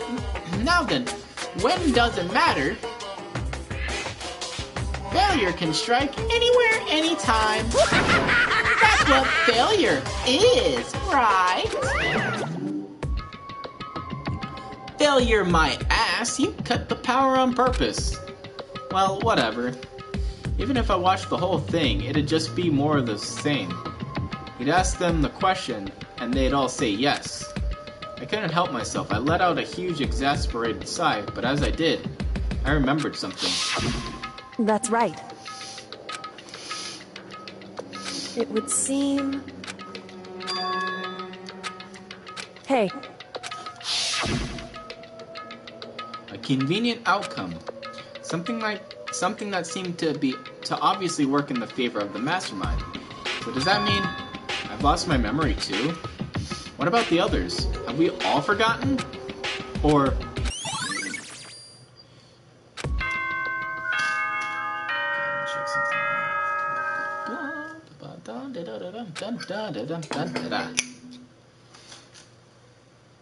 For anything that has a start, there has to be an end. And if the end comes, then that means it's time for a fresh start. There is no night that doesn't have a dawn. Although that dawn is totally pitch black, there is no storm that won't eventually end. Of course, then that leads to drought. But as I said, every end is the promise of a new beginning. Which is why I'm sure we'll get to meet again, because the end is only the beginning. Anyway, let's get started. The beginning of the end of the class trial. Everyone gather once again at you know where.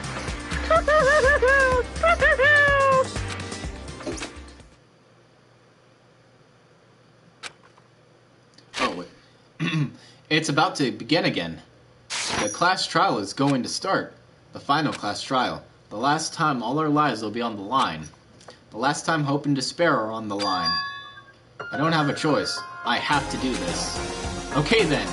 This is the end.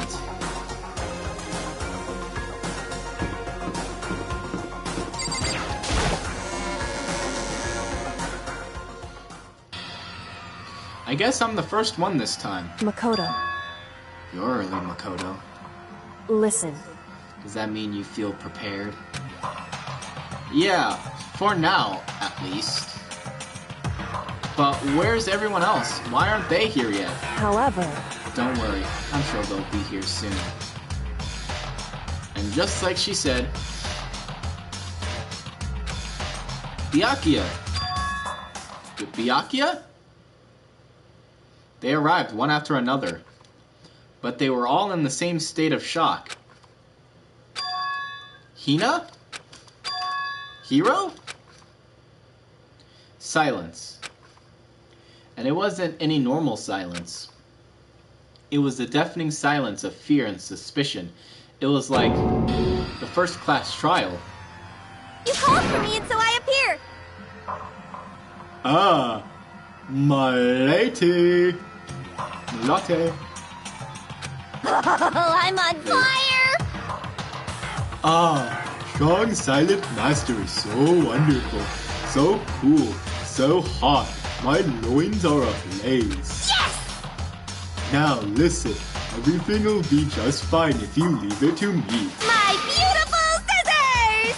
with my scissor-sharp scissors. In hand, I'll stab and gouge and shiv the master of evil. But I thought you couldn't kill anyone but adorable little boys. If it's what master wants, it can be boy, girl, or anything in between. I can handle it. What am I?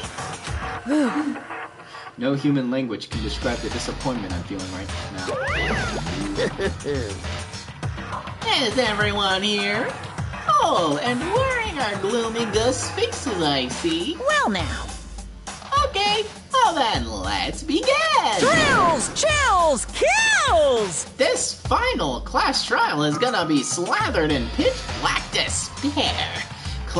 Maximum sorrow! That's fine. You're right. This is the final class trial, and this time, it'll be fair. What do you mean, this time? Stop with all the slander. I'm a bear in good standing, you know. Unbelievable. If there was a Mr. Fair Guy Universe contest, I'd take home the tiara every year. I'm gonna win this game super fair and square. Today, I'm feeling white. And I'll make sure everyone watching at home knows that despair is mightier than the hope. Stop talking. Enough of your tedious drivel. Begin the trial already. Sure. Let's begin the trial already. I'll be waiting for you down below. You guys. So, don't try and run away.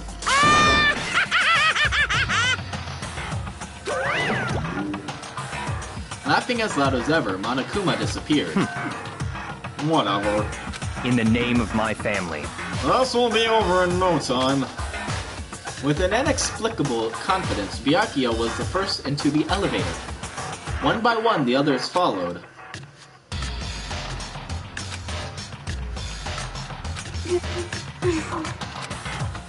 Nobody made eye contact. Nobody said a word. They just disappeared into the elevator. Hey. They're all acting odd. Like they're paranoid, suspicious of each other. However... But you know why that is, don't you? Yeah, I think so. However... Well, you can tell us all about it soon. At the class trial. You're right, I'm ready. So... Ready to win, right? Of course. I'm glad to hear you say that. And then Kyoko was aboard the elevator. I started making my way toward the opening. Step after step toward that gaping maw. I'd resolved that this would be the last time. I repeated to myself that there was no fear, no mystery left. I pushed the anxiety down, calmed my trembling body. And finally, on steady legs, I passed the threshold and stood in the elevator.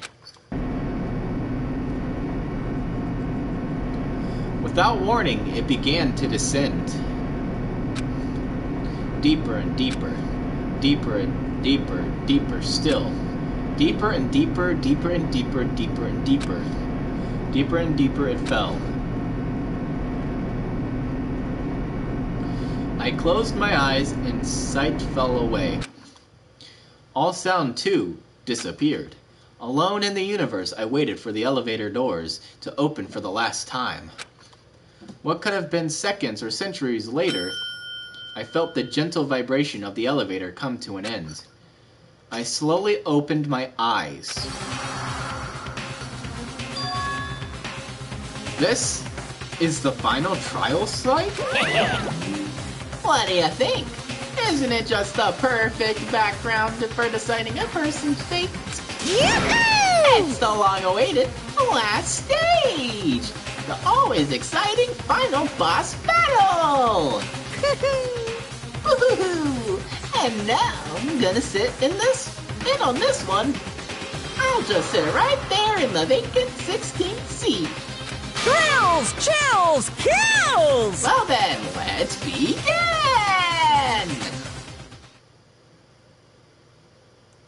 Yes.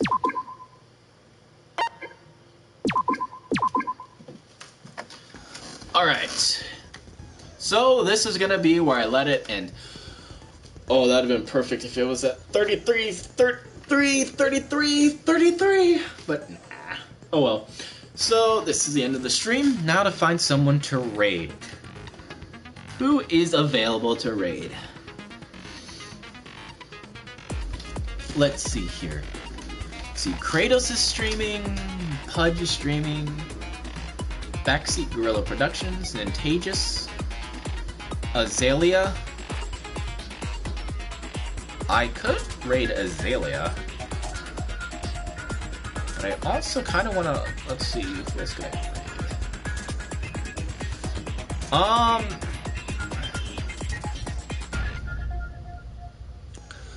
I think we're gonna raid Backseat Gorilla Productions. Yeah, let's do that.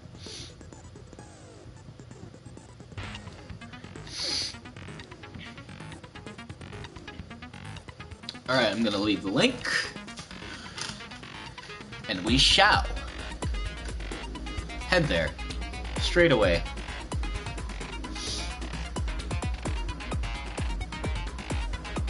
Alright. Grabbing the link.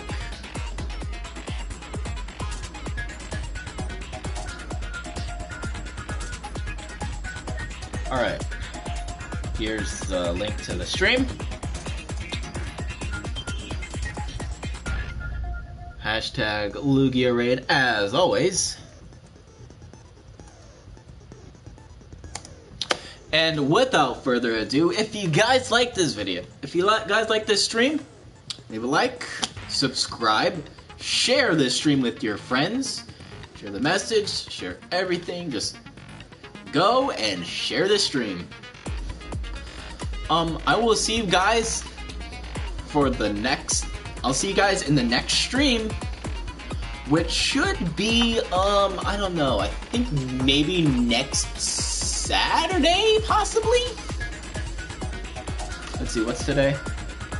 Today's Monday.